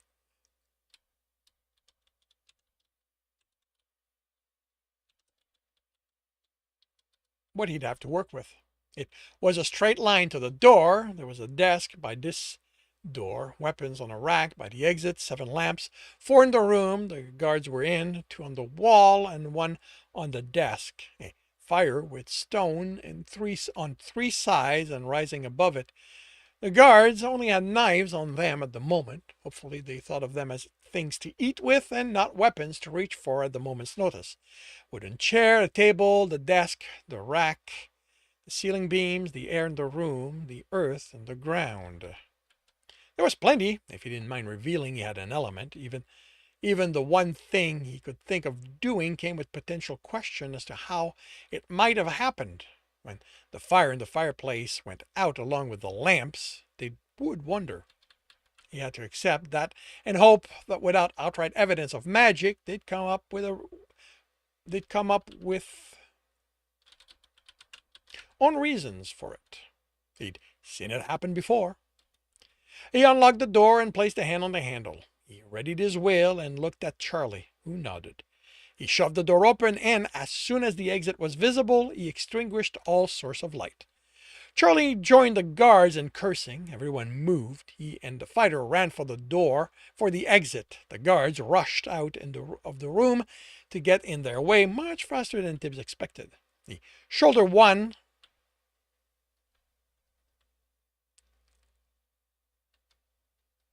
I don't need to specify getting in there. Rushed out of the room much faster than Tibbs expected. He shouldered one out of the way. Charlie punched another. The guards now grabbed blindly. He ducked under one, shoved them out of his way. Then stars exploded along with pain at the back of his head. Someone's arm wrapped around him, and he couldn't think how to entangle himself. I got one! With a snarl, Tibbs channeled Earth and reached over his head and He reached over his head and grabbed hold of the armor. Then he threw the men over him. Charlie was against the wall, struggling against the guard, struggling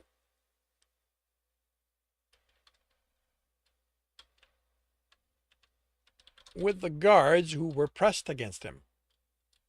Tibbs angrily grabbed the back of leather armor and threw them off. Buddies hit wall. Twice he sensed essence break, a shoulder and a leg. They were keeping him and his teammate from leaving, so they deserve what they got. They were endangering the job and his team getting their reward. Since setting the room on fire was tempting, something as hot as his anger, to teach them better. But he forced it down. Fire would draw attention, provide light for people to see them run. He had Earth, so why not have the ground swallow them? Only they would be missed, and he didn't have the time to ensure the surface showed no trace of what he did. He couldn't also send them so deep they couldn't be unearthed. He grabbed the handle in a hand, Charlie with the other, pulled one open and shoved the other outside. Escaping was more important than making anyone pay for getting in his way. He let go of Earth as he slammed the door shut behind him, grabbed Charlie again, and sensed around for a low roof while staying out of the street's lamp. The one he found was nowhere near as deep in the alley as he wanted, but the guards were out.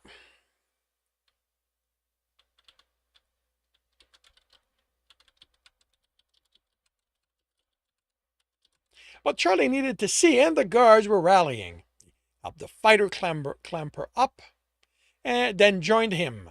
He focused on getting his anger under control while sensing the guards run past. He needed a day with nothing to worry about if his anger was that easy to trigger. Is it safe? Charlie eventually whispered. He focused on the guards, now blocks away in multiple streets.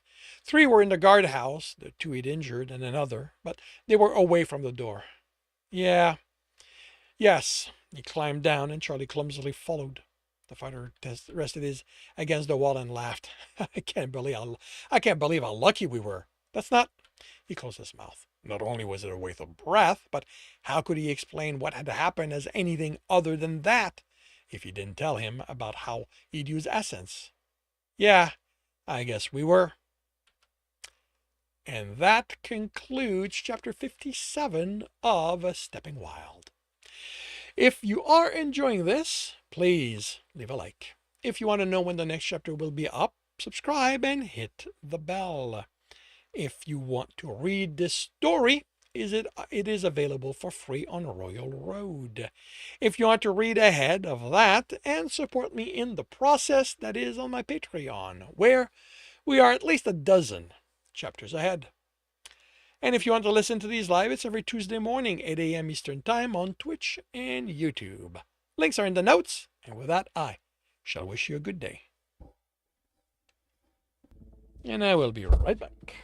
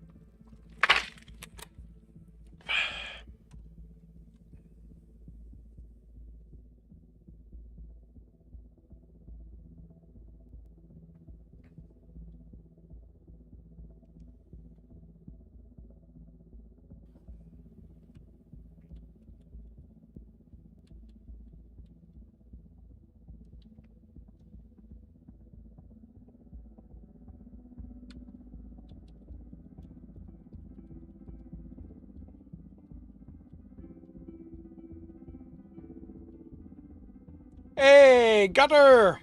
Welcome to the stream. How are you doing today?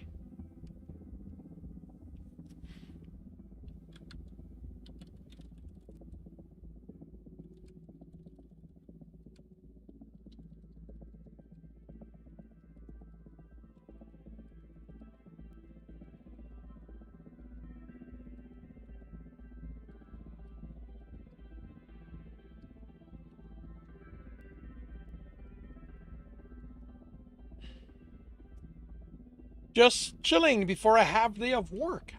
Ah, well, I hope the half day goes well.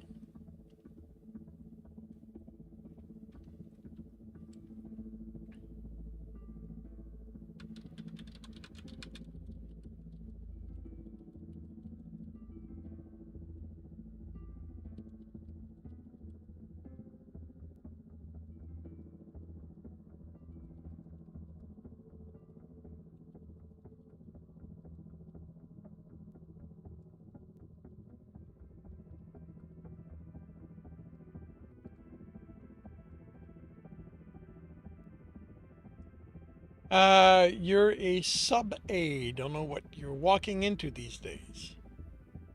Sub aide, as in as in a substitute teacher kind of thing, or in a different industry.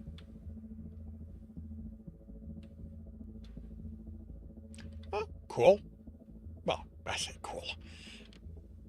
It's more of it's more of an acknowledgement of your answer than a statement, a quantifier of the answer.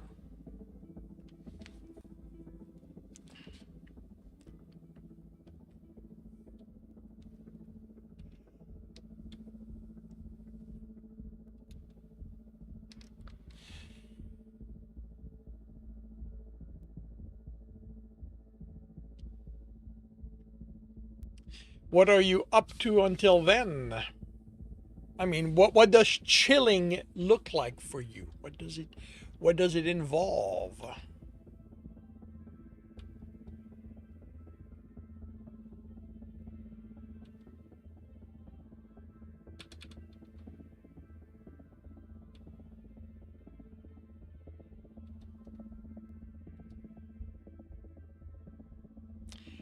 Goofing on Twitch, being a lump in bed. Alrighty.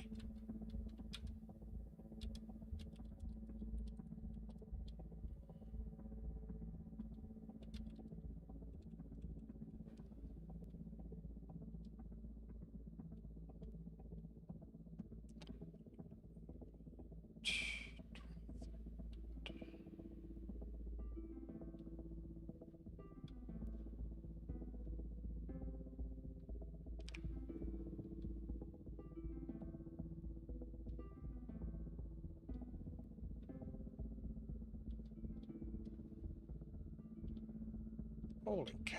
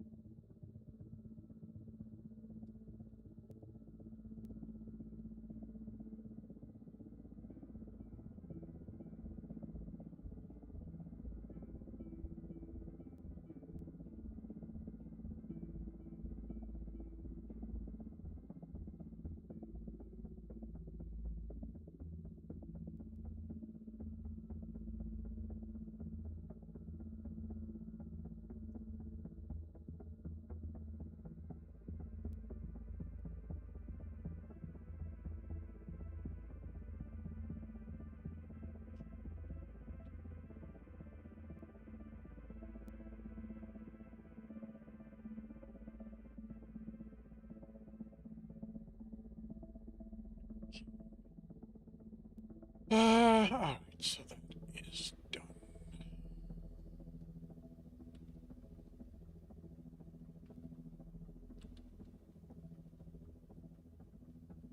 Now, did I do this for the world witches?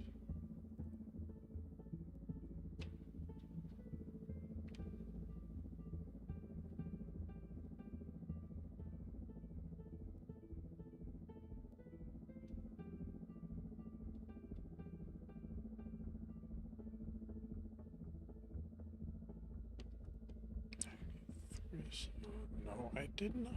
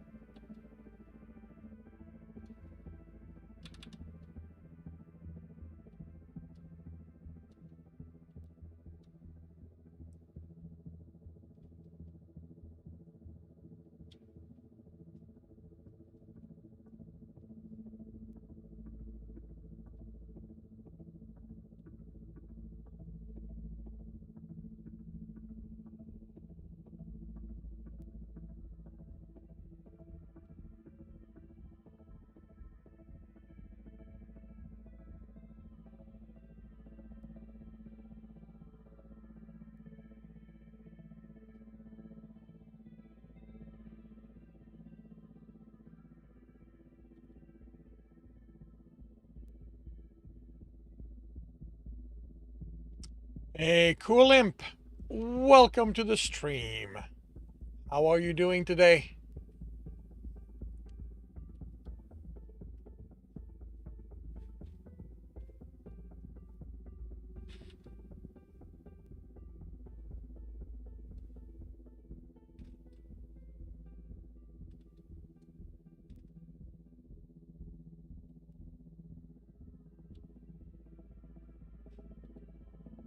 Alive and in one piece. That is always good.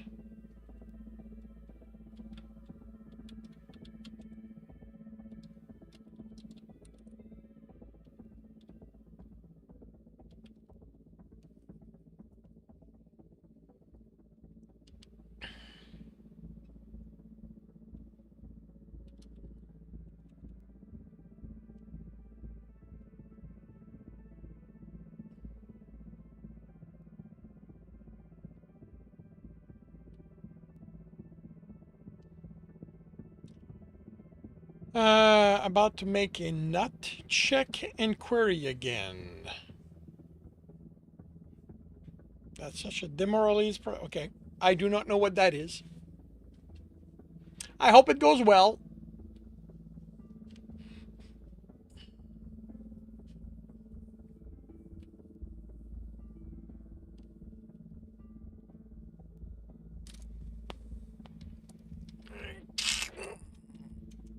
Oh.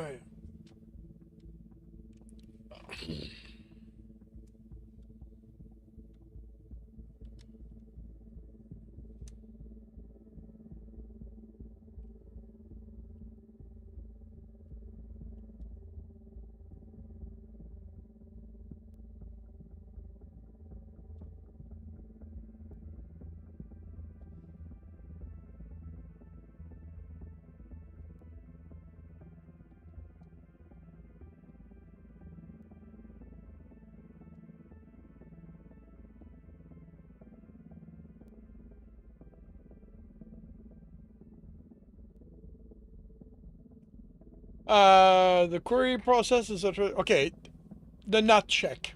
That's the one I don't know what that is.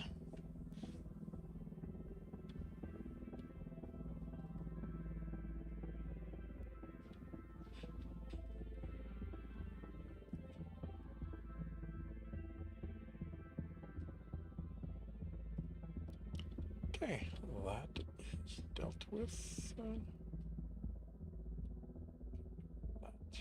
now I need.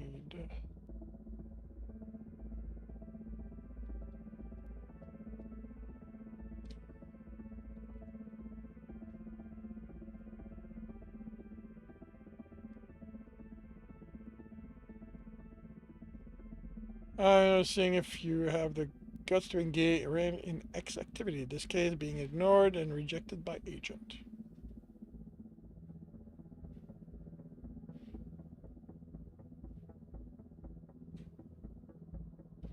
Ah, okay. I see. If you have the balls to do it. Okay.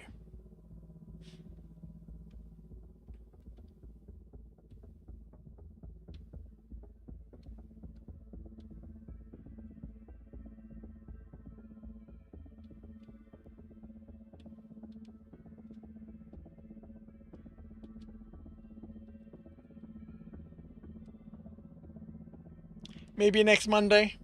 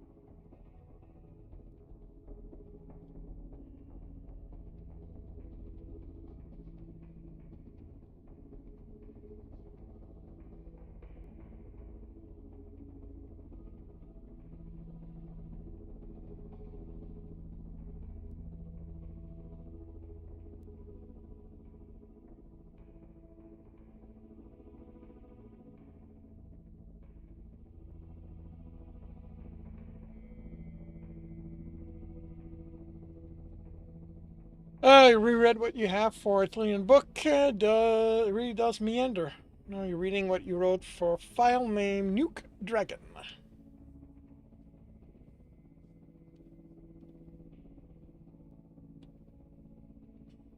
Well, do you enjoy the meandering?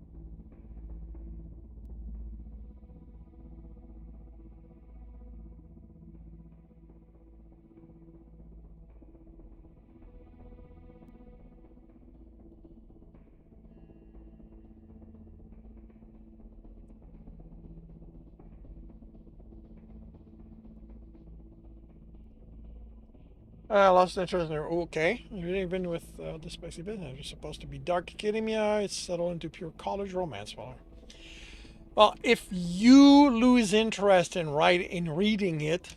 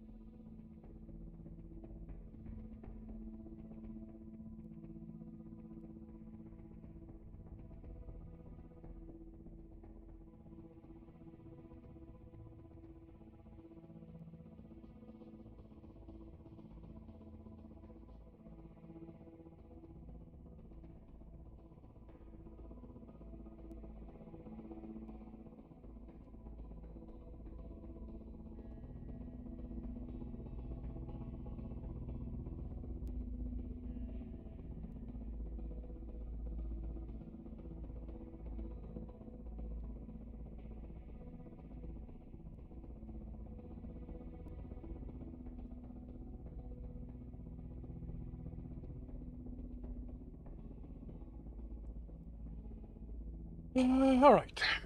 All right. So,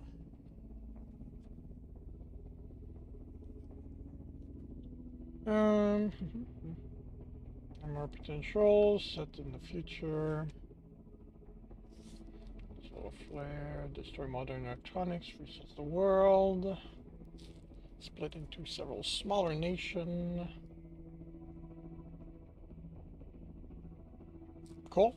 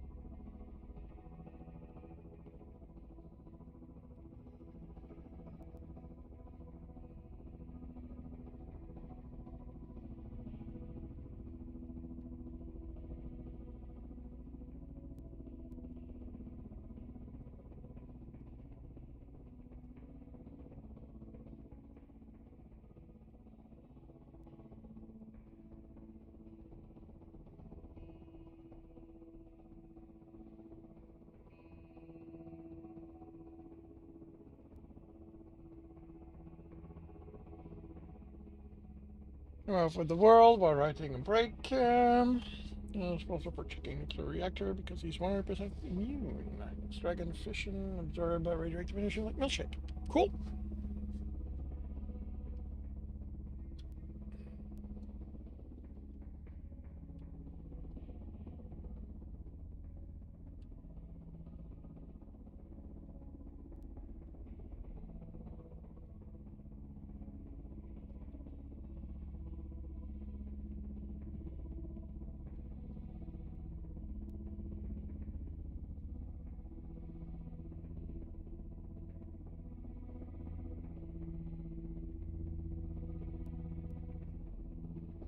Hey, these are cheap and there are millions of them, which is what makes yours special.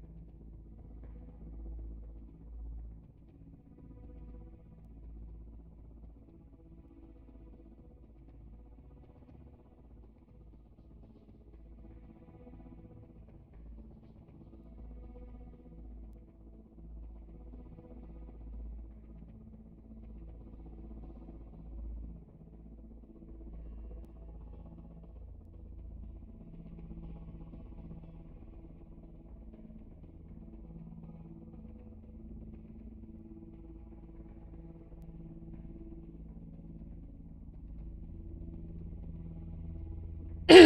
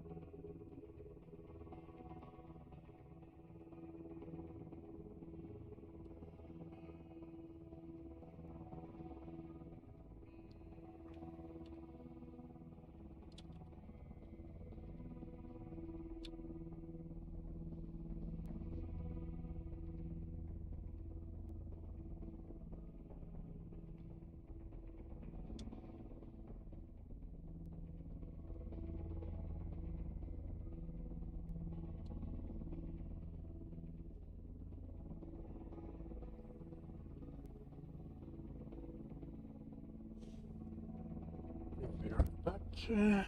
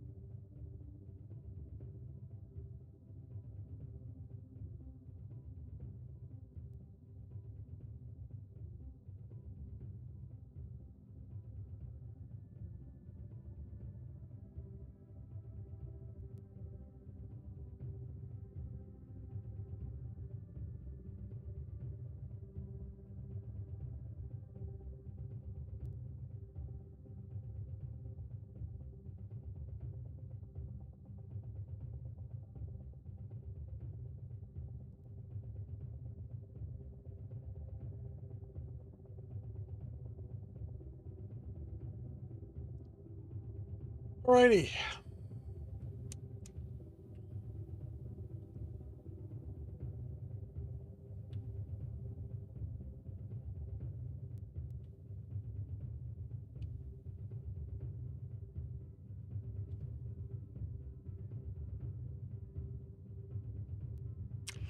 It is time for me to take lunch.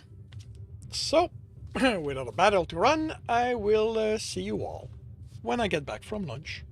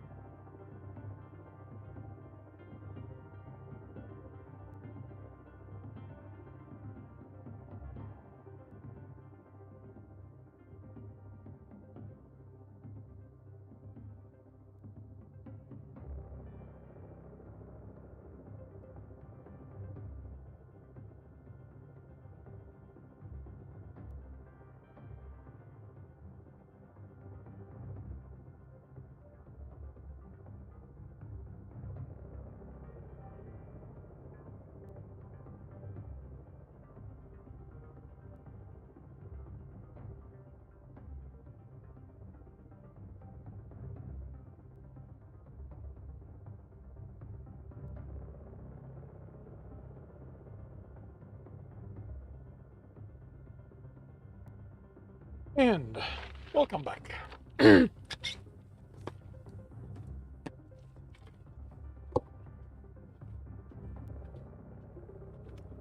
This afternoon, it is chapter 16 of The Last Detour. Last chapter of this book.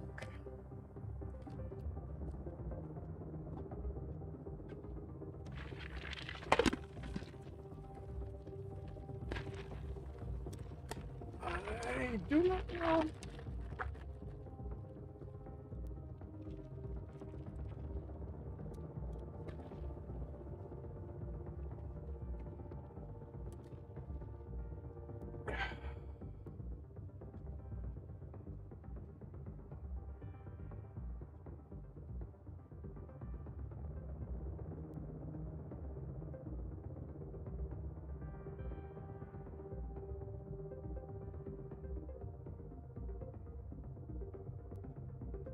Actually, I do not know what this is going to look like.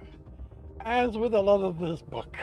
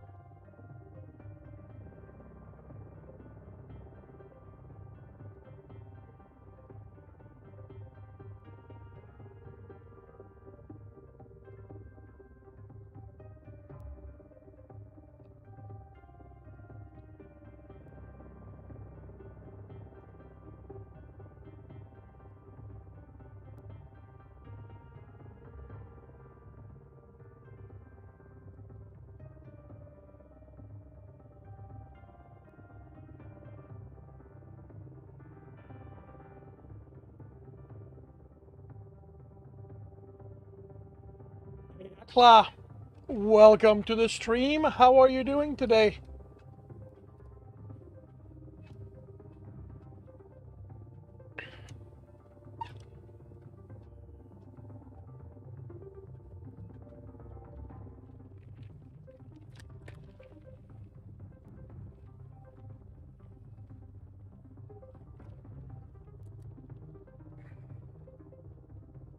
You're doing fine? I'm glad to hear that. I am doing well. Thank you very much.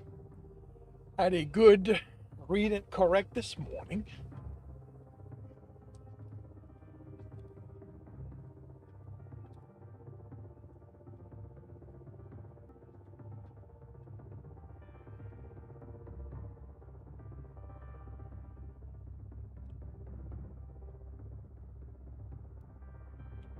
Hey, Monster Bait, welcome to the stream.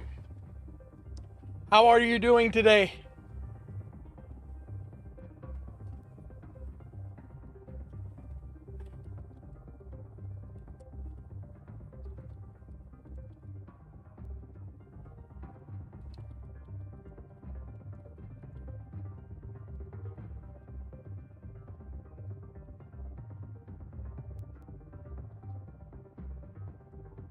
Packing some art.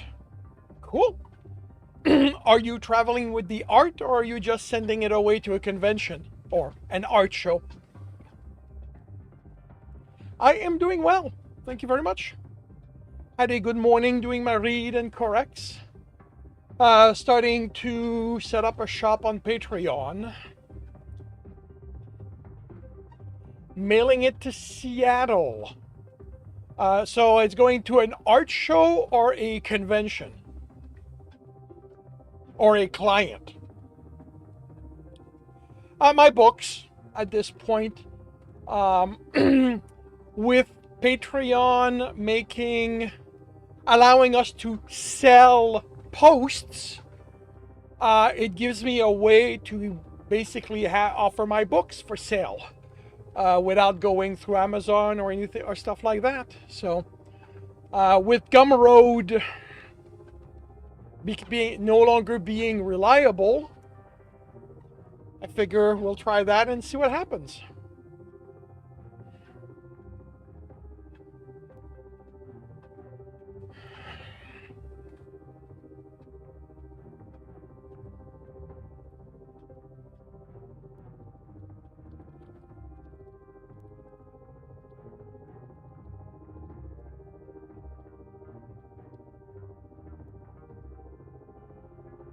Thank you very much. I mean, there's not much skill involved as far as I'm concerned. It's basically just writing the post, giving the link to BookPub, no, BookFunnel, and making sure that BookFunnel has the books.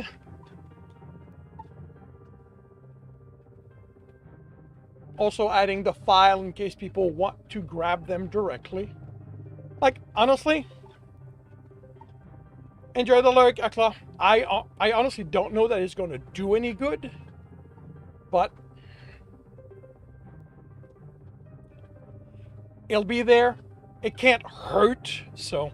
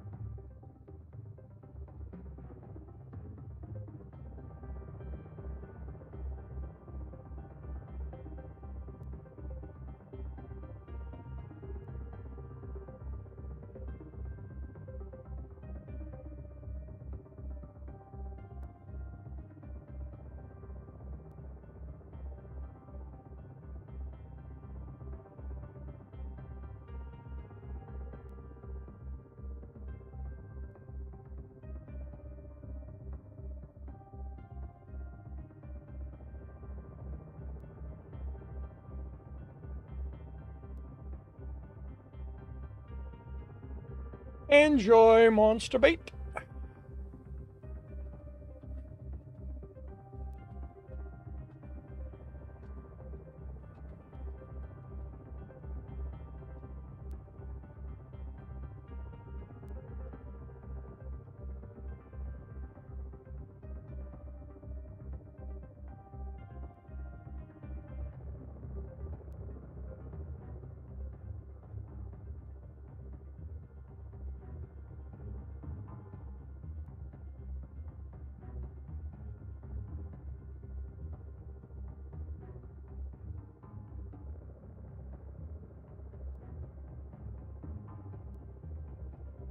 Sorry.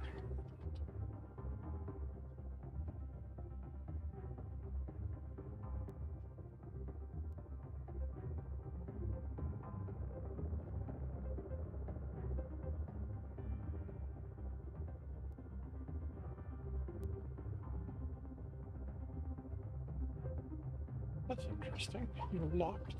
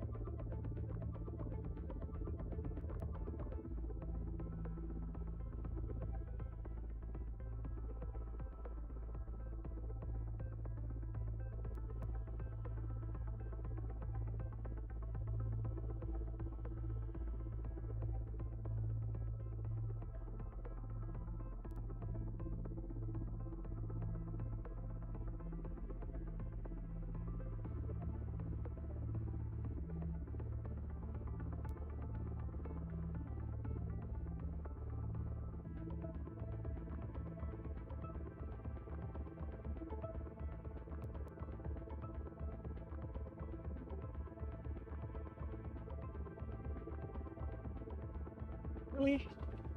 How the hell did I forget?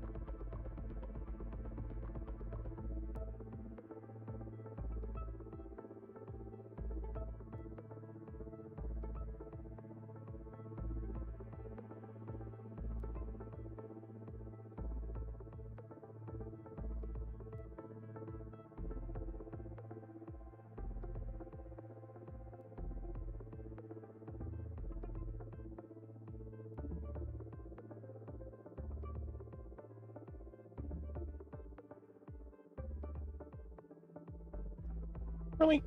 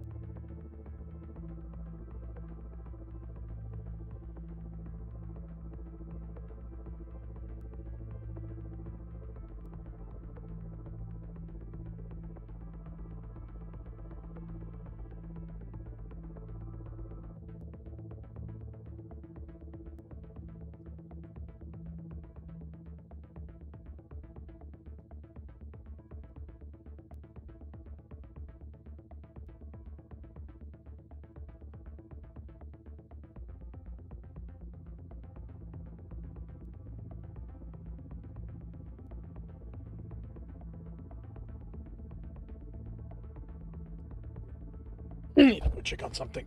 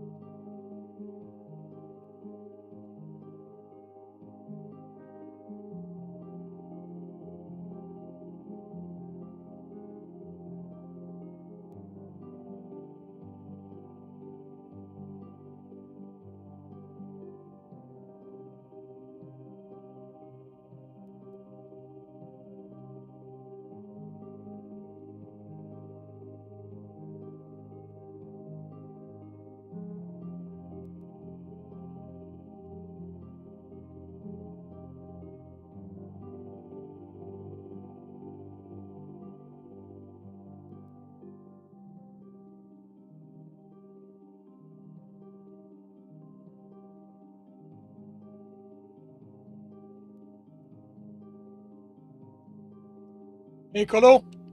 Welcome to the stream. What are you up to today?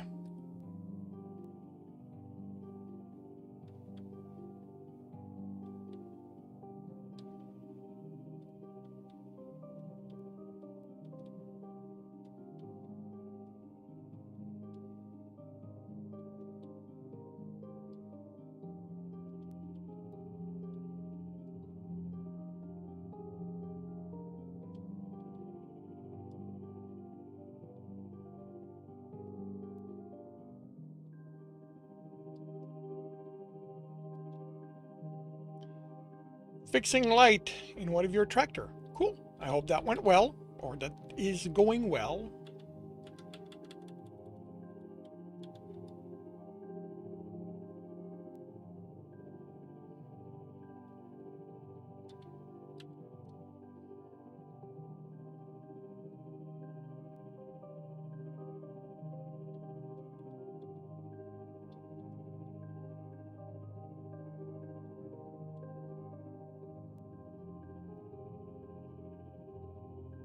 Took apart most of the console. I haven't put it back together yet. Ah, well, then I hope it will go well.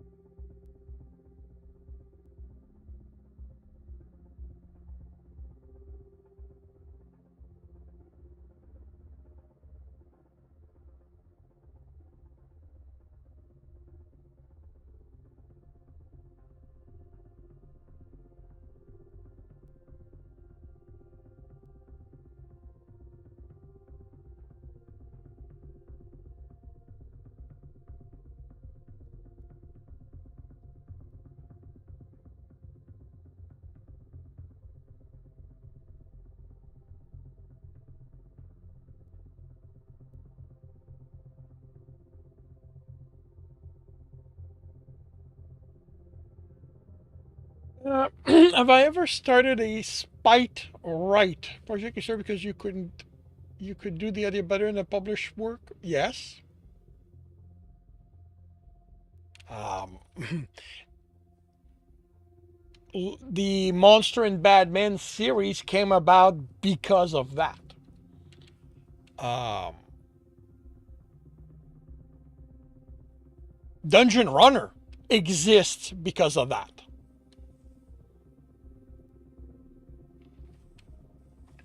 I I think basically any motivation to write is a good motivation.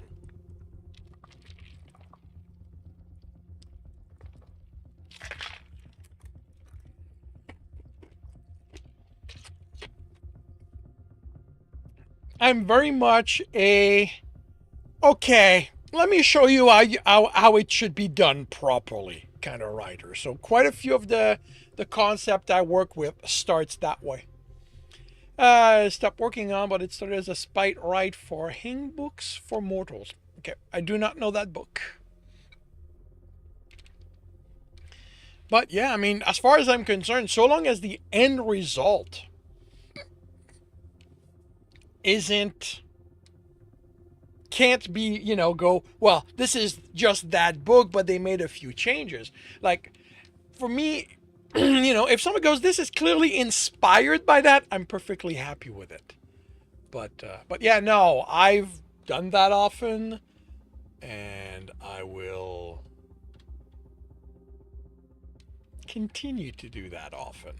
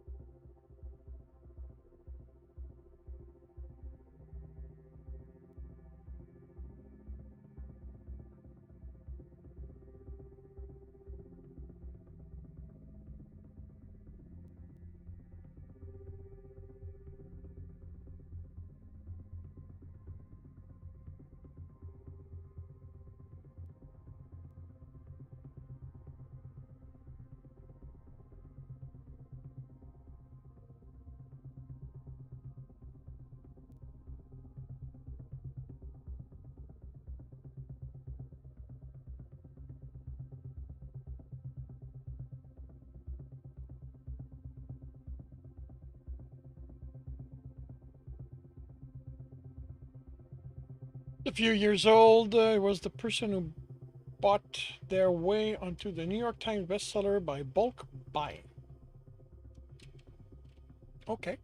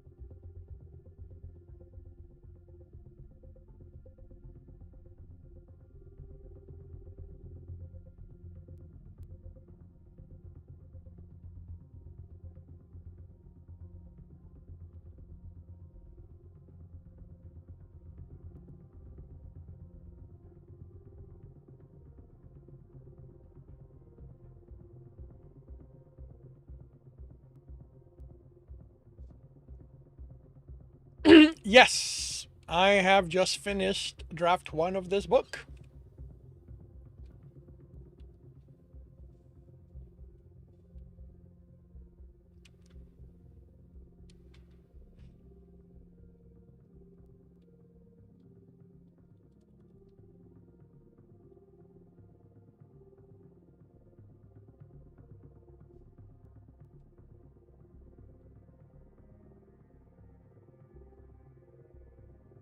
Thank you very much.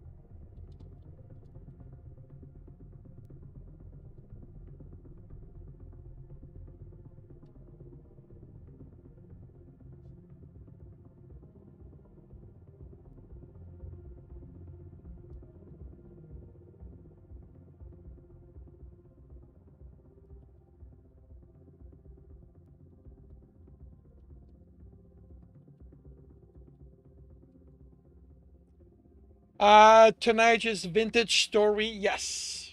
Going to make food. Enjoy.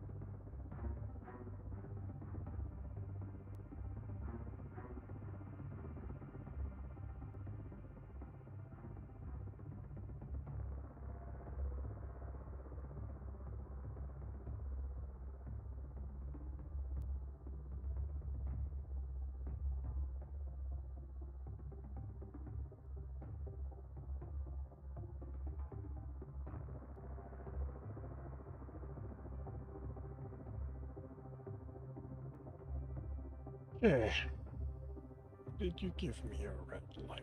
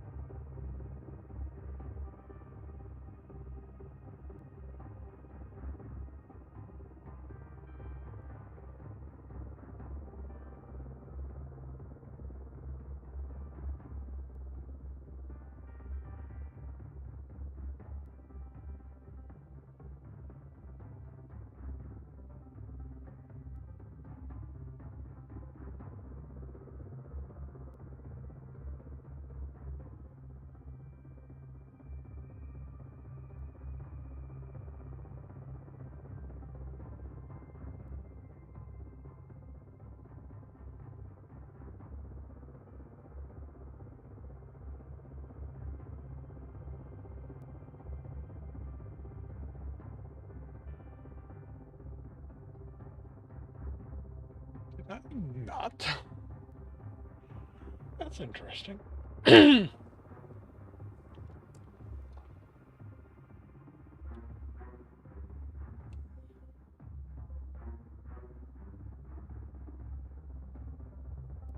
somehow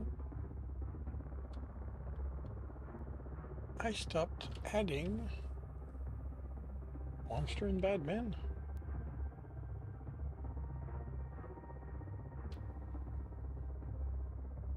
to this.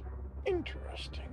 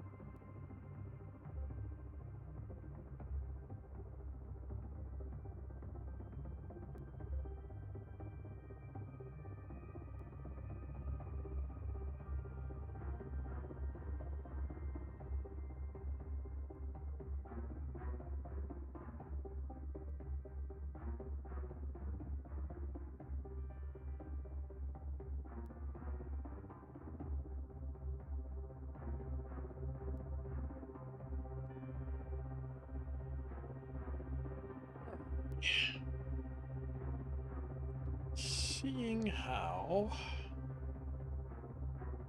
pretty much done with all the writing stuff.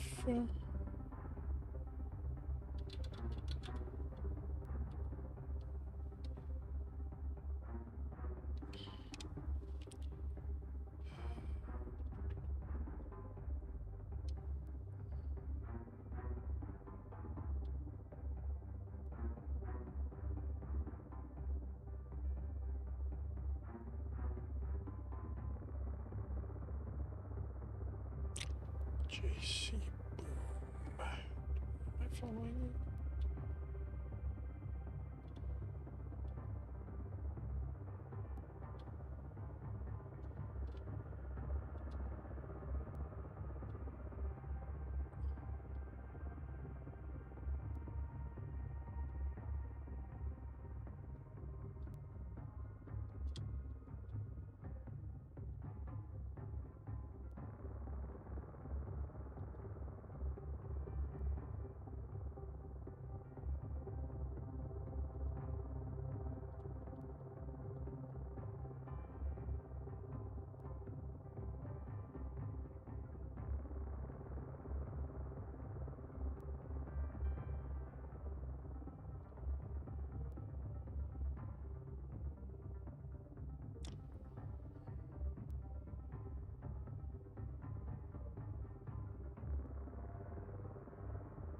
If I'm gonna go in the lobby,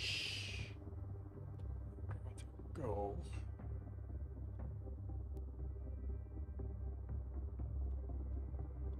in the Game of Thrones lobby.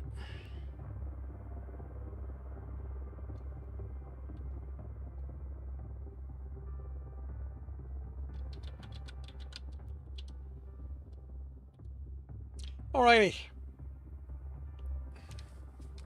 Thank you very much, everyone, for dropping by, keeping me company. I will be back tomorrow morning, 8 a.m. Eastern Time. I will be working on Stepping Wild, and in the afternoon on The Captain's Heart. I hope to see you then. If I do not, I hope you have a good weekend when it arrives, and I will see you when I see you.